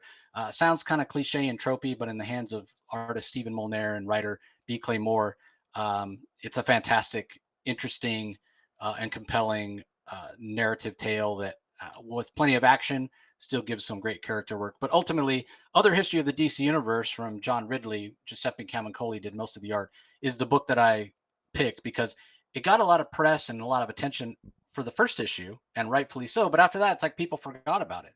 But all along, it was fantastic, whether it was talking about Asian representation with Katana, or finishing up, getting back to this idea of Jefferson Pierce with focusing on his kids. We had the LGBTQ perspective with The Question, Renee Montoya. So it was just, it's a book that really needed to be out there and more people need to be talking about, because the title says it all. This is the other history of the DC universe. This is a history that's not talked about, because so much of what was established and so much of what comics was straight white guys, right? And everything to do with the fact that the creators at the time, they were writing what they knew and creating what they knew, and there's nothing wrong with that. But it's just, when you talk about, diverse voices, persons of color and what have you, in when the comic industry was being formed in its formative years, they just didn't have those opportunities, whether it was because of unequal rights, or women just weren't in the workforce, or whatever reason. And so these characters have been created over time, some of them by straight white guys, and that's sometimes issues with the characterization that have since been corrected or are on their way to being corrected.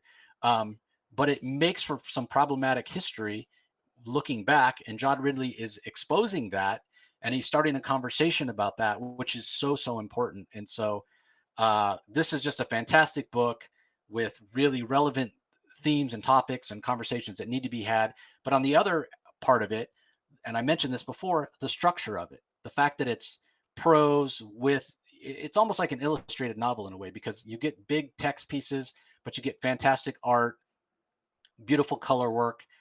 It's poignant. Ridley brings in real world events to ground the story even more. I can't say enough good things about the Other History of the DCU. I can't wait till there's a hardcover collection. I mean, I bought like just about every variant cover there was. I have so many different copies of that, and I still want a hardcover because I imagine the collection will be beautiful. So yeah, Yeah, You need to read this book. yeah, I just want to give a comment on the other history of the DC universe. And the reason why I also agree it's the most underrated book of 2021 is that for those people who don't read a lot of comics and wonder how grown adults can get obsessed and addicted to reading comic books and why we're so obsessed with continuity, what really stands out about the other history of the DC universe is that it will in one issue it will talk about the entire history of Renee Montoya, who becomes the Question. Who started off as a detective as a Gotham PD detective. She comes out as a lesbian. That's part of her journey, her character arc, and her entire journey. This is told out with a lot of exposition, and it's quasi expositional with gorgeous art, but it's encapsulating literally 25, 30 years of stories of the character, whether it's Katana, Renee Montoya, or Black Lightning, for example. You're getting an encapsulation of the essence of this character in almost like an expositional slash novelization slash comic book form, and you're getting it all for the price of just one comic. And John Ridley does a masterful job giving you not just the Cole's notes of the history of these characters, but new insights into why these characters did what they did. So even if you're an old reader like you or I, Jace, we can read these stories and feel like there's something new again about them for the first time. And that's what makes it stand out. And it made me, when I finished reading the other history of the DC Universe issue dealing with Montoya the Question, or Katana of the Outsiders, or Black Lightning with his daughters, I felt almost a compulsion to go and reread those past issues from 15, 20 years ago, that all this rich history, this continuity that John Ridley has taken and encapsulated into the other history of the DC universe. And this it's not near as political as people think. This is a character driven comic book that hasn't been getting as much recognition. And I think that's probably due to the fact that we still live, let's face it, society right now, we're still in politically sensitive times. And I think for all the wrong reasons, this comic, the other history of the DC universe, does not get the attention that it very richly deserves. Yeah, it's too bad because again, I think it got a lot of attention when it was first announced. Again, this was a Black Label book I was really looking forward to. It was announced as part of the initial lineup. Took a while to come out. I was perfectly fine to wait because this is what we got. It did get some attention when the first issue came out, but I think some people think it was only one issue long. It wasn't talked about. The conversation didn't continue, and it needs to. So, all right. Moving on, not to get too negative, but we got to talk about biggest disappointment of 2021. I am not going to beat a dead horse with this because we talked about it ad nauseum at the time. And I know I've told you and Trevor this. I don't know if I made it public knowledge, but I went all in on Future State. Like I bought every single Future State title. A lot of the titles I bought 2 covers, some I bought 3. It was a stack that was like at least 2 feet, over 2 feet tall. And I spent well over $200 on Future State thinking it was going to be good.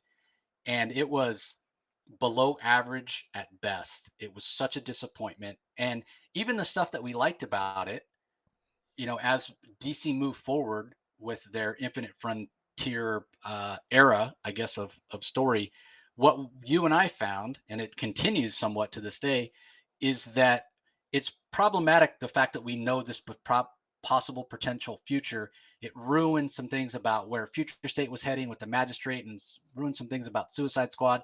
Well, not really ruined, but it didn't allow us to be surprised because we had already seen, glimpses of it in what happened in the Future State title. So for me, it was a no-brainer. I was disappointed with the way it turned out in the long run. Yeah, I'm not going to belabor it either, because the fact of the matter is, as much as I was disappointed in the fact that the best potential out of Future State was never really realized. We got some great issues of art and story here and there. Like I said, Daniel Simper's Aquaman with Adriana Lucas on the colors. It had some high points. It had some good individual stories. I like Catwoman Future State. I mean, people can go back and look at past podcasts, and they can look at past YouTube videos that we did where we reviewed every issue of Future State. You and I both with Trevor Lankiewicz of Dark Knight Nation, and we give a very detailed breakdown, and it has its highs and its lows. But at the end of the day, it was DC in a point of transition. They just been acquired by AT&T, and Dan Didio had been let go, and these were new legacy heroes, was flashbacks of them in the future, and it had mixed results. And unfortunately, like you said, it did kind of ruin the stories or taint some of the stories moving forward. But I think hopefully we're largely out of that now. And we can sort of move on. And I think that these characters can be written much better now, or explored now that the taint of future state is behind us. Hopefully they can move forward to brighter days. Yeah, exactly. We can. The further we move away from it, the less important it'll be. Yes. So. Okay, biggest comic story. So this isn't a story in a comic, but like comic news story. The Bad Idea closing down, I thought was a huge deal. But it's all tongue in cheek because they keep saying Bad Idea as you know it is over. So maybe they'll come back at some point. But I did think it was a big deal just because their comics were there was such a buzz about them at first, and their comics are really high quality. But they are small, and so know a lot of people that are not even on their radar. So I went the other way and went with Substack, which was a huge thing. All these creators, Tynan leaving, Batman, or not necessarily because his contract was up. I want to make that clear. He just chose not to renew to focus on Substack. And then it seemed like, everybody and their mother's on Substack now. And it's huge, life-changing money. I mean, they are obligated to create a certain amount of content. Do I think this will last in the long run? I kind of don't, based on what I've seen. I have subscribed to a bunch of them, and they're creators that I really enjoy their work and I love, and I want to experience what they're doing on Substack. The delivery system is just wonky. It's I literally have hundreds of Substack emails, newsletters in my inbox right now that I just don't have time to read. It's just tough. It's really hard. It's much easier.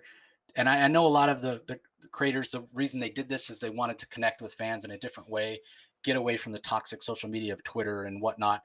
But it's easy to engage with somebody over, 200 characters. I can read it real quick. I can respond. I can like it. I can whatever.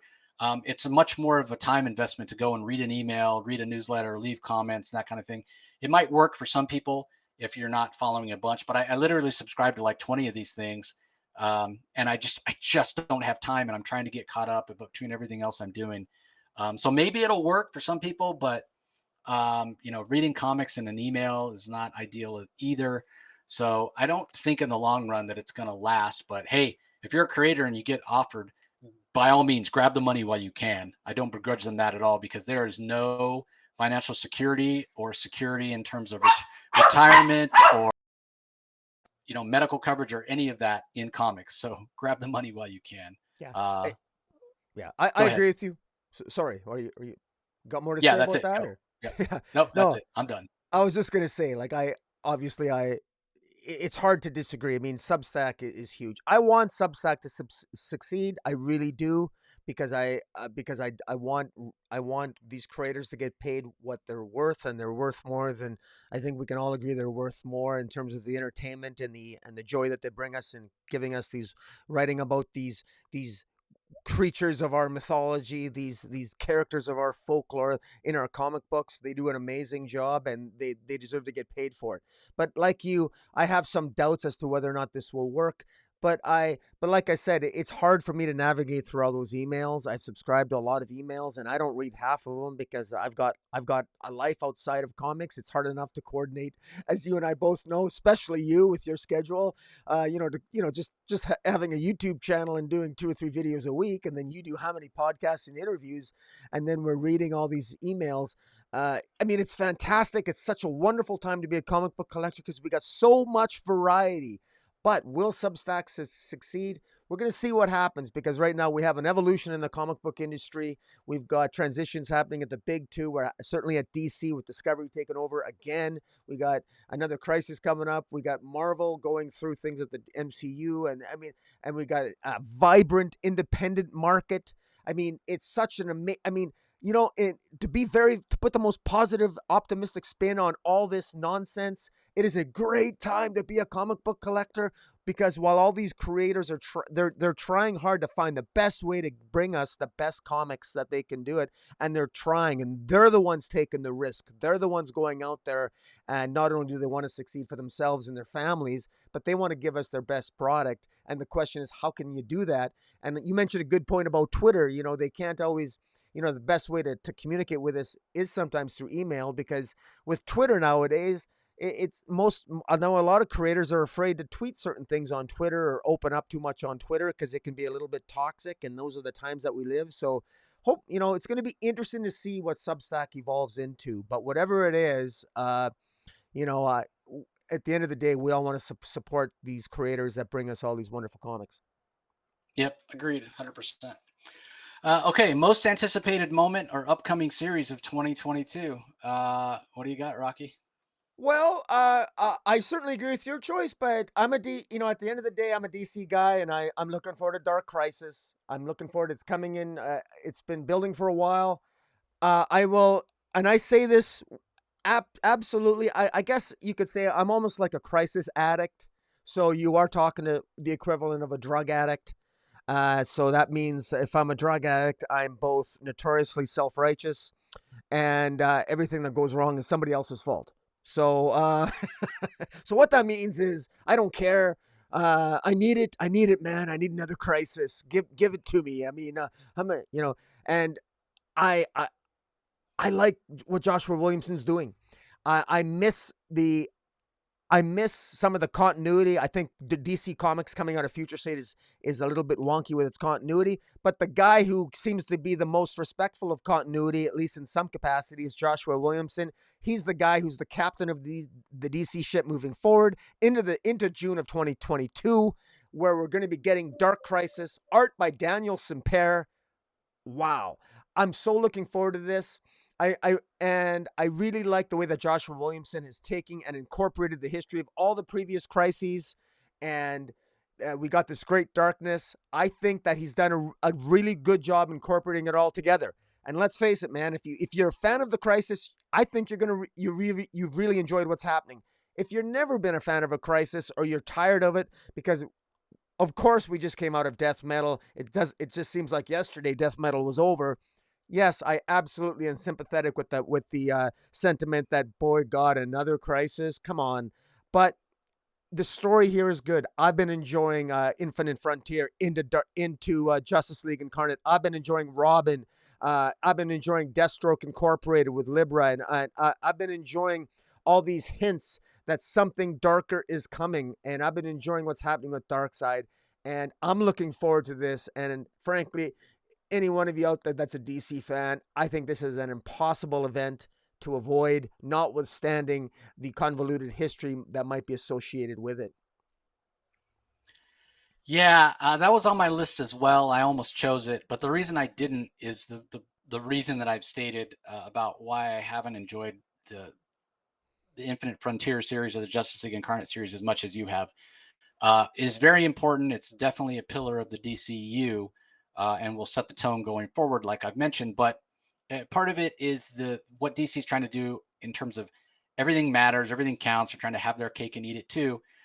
In the past, when they've done things like Crisis on Infinite Earths, which is really one of the first big mega crossovers line wide, even more so than Marvel Superhero Secret Wars, which took the characters out of their regular books, but only for they were gone one issue and then they were back the next issue, and that whole 12 issue series, even though it took a year real time to come out, it happened between issues, as opposed to what DC did when they did the original Crisis on Infinite Earths, where it took a year and it crossed over into books for a year, and you had that Crisis trade dress on the top that just it just brings nostalgia and warm memories to me when I think about it.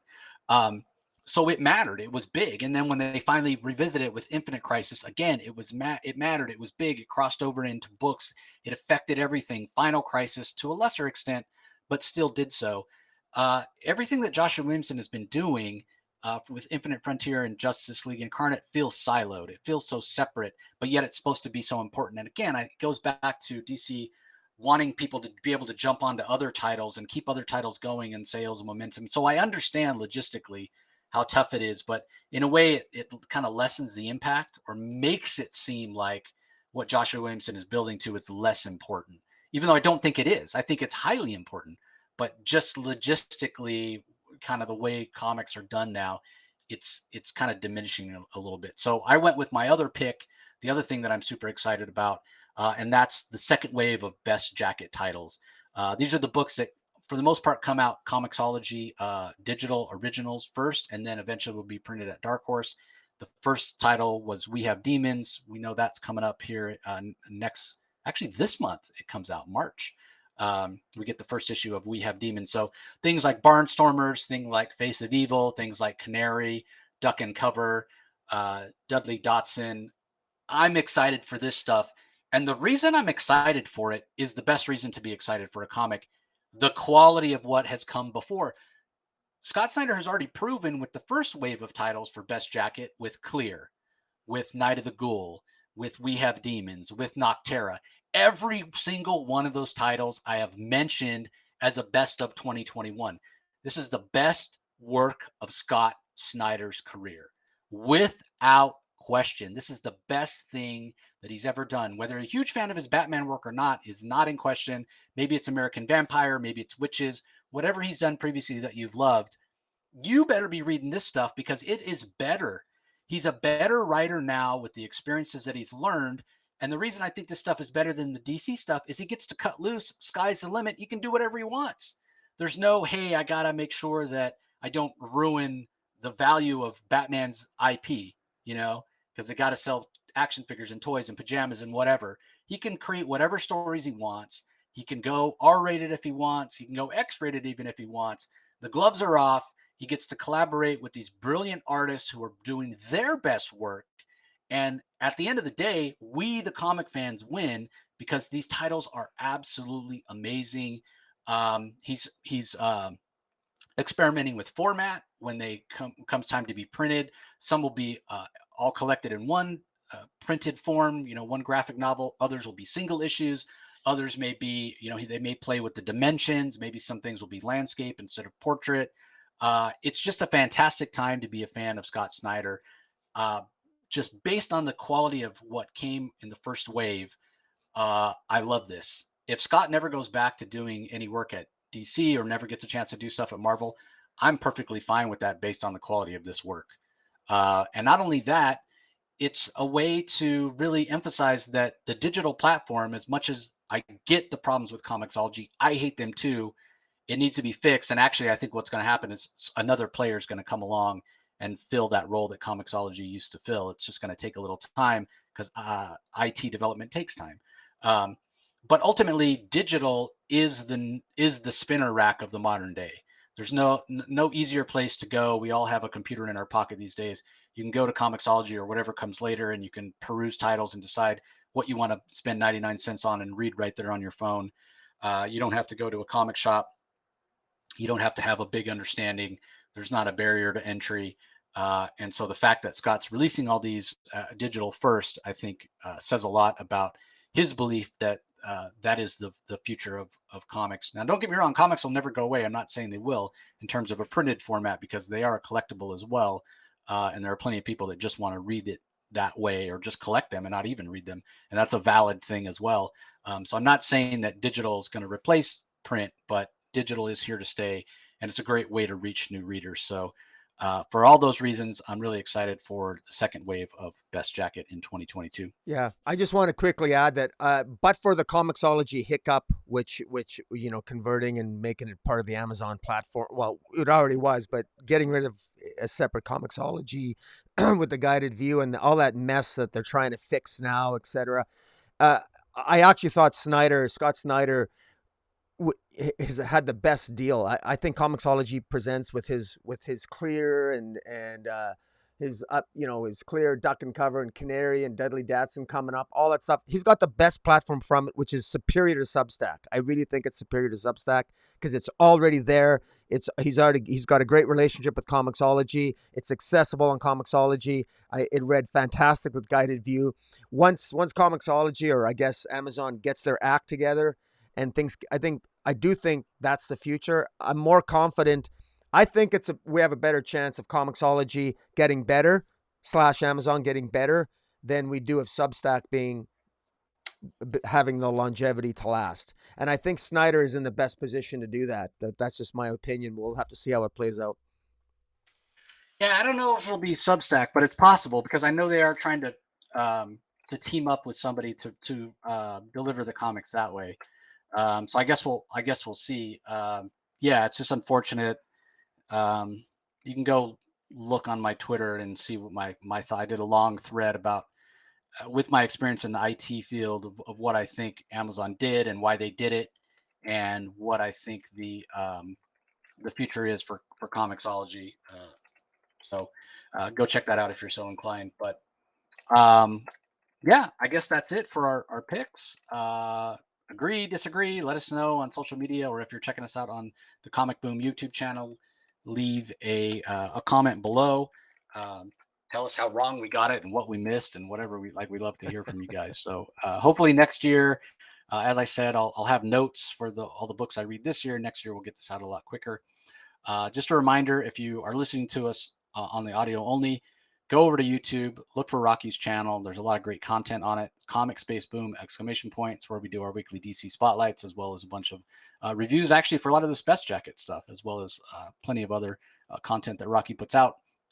If you're checking us out on YouTube and you've never gone over to the Comic Source audio only side, just go to your favorite podcasting app or podcasting platform on your favorite smart device, do a search for the Comic Source and subscribe, and you'll be able to have access to all our content, including our Spawn Daily, as we go through every issue of the Spawn series this year in celebration of 30 years of Spawn. So plenty of great interviews coming up. Like I mentioned, the J.H. Williams one. We have some others coming up. I'll leave them as a surprise for you.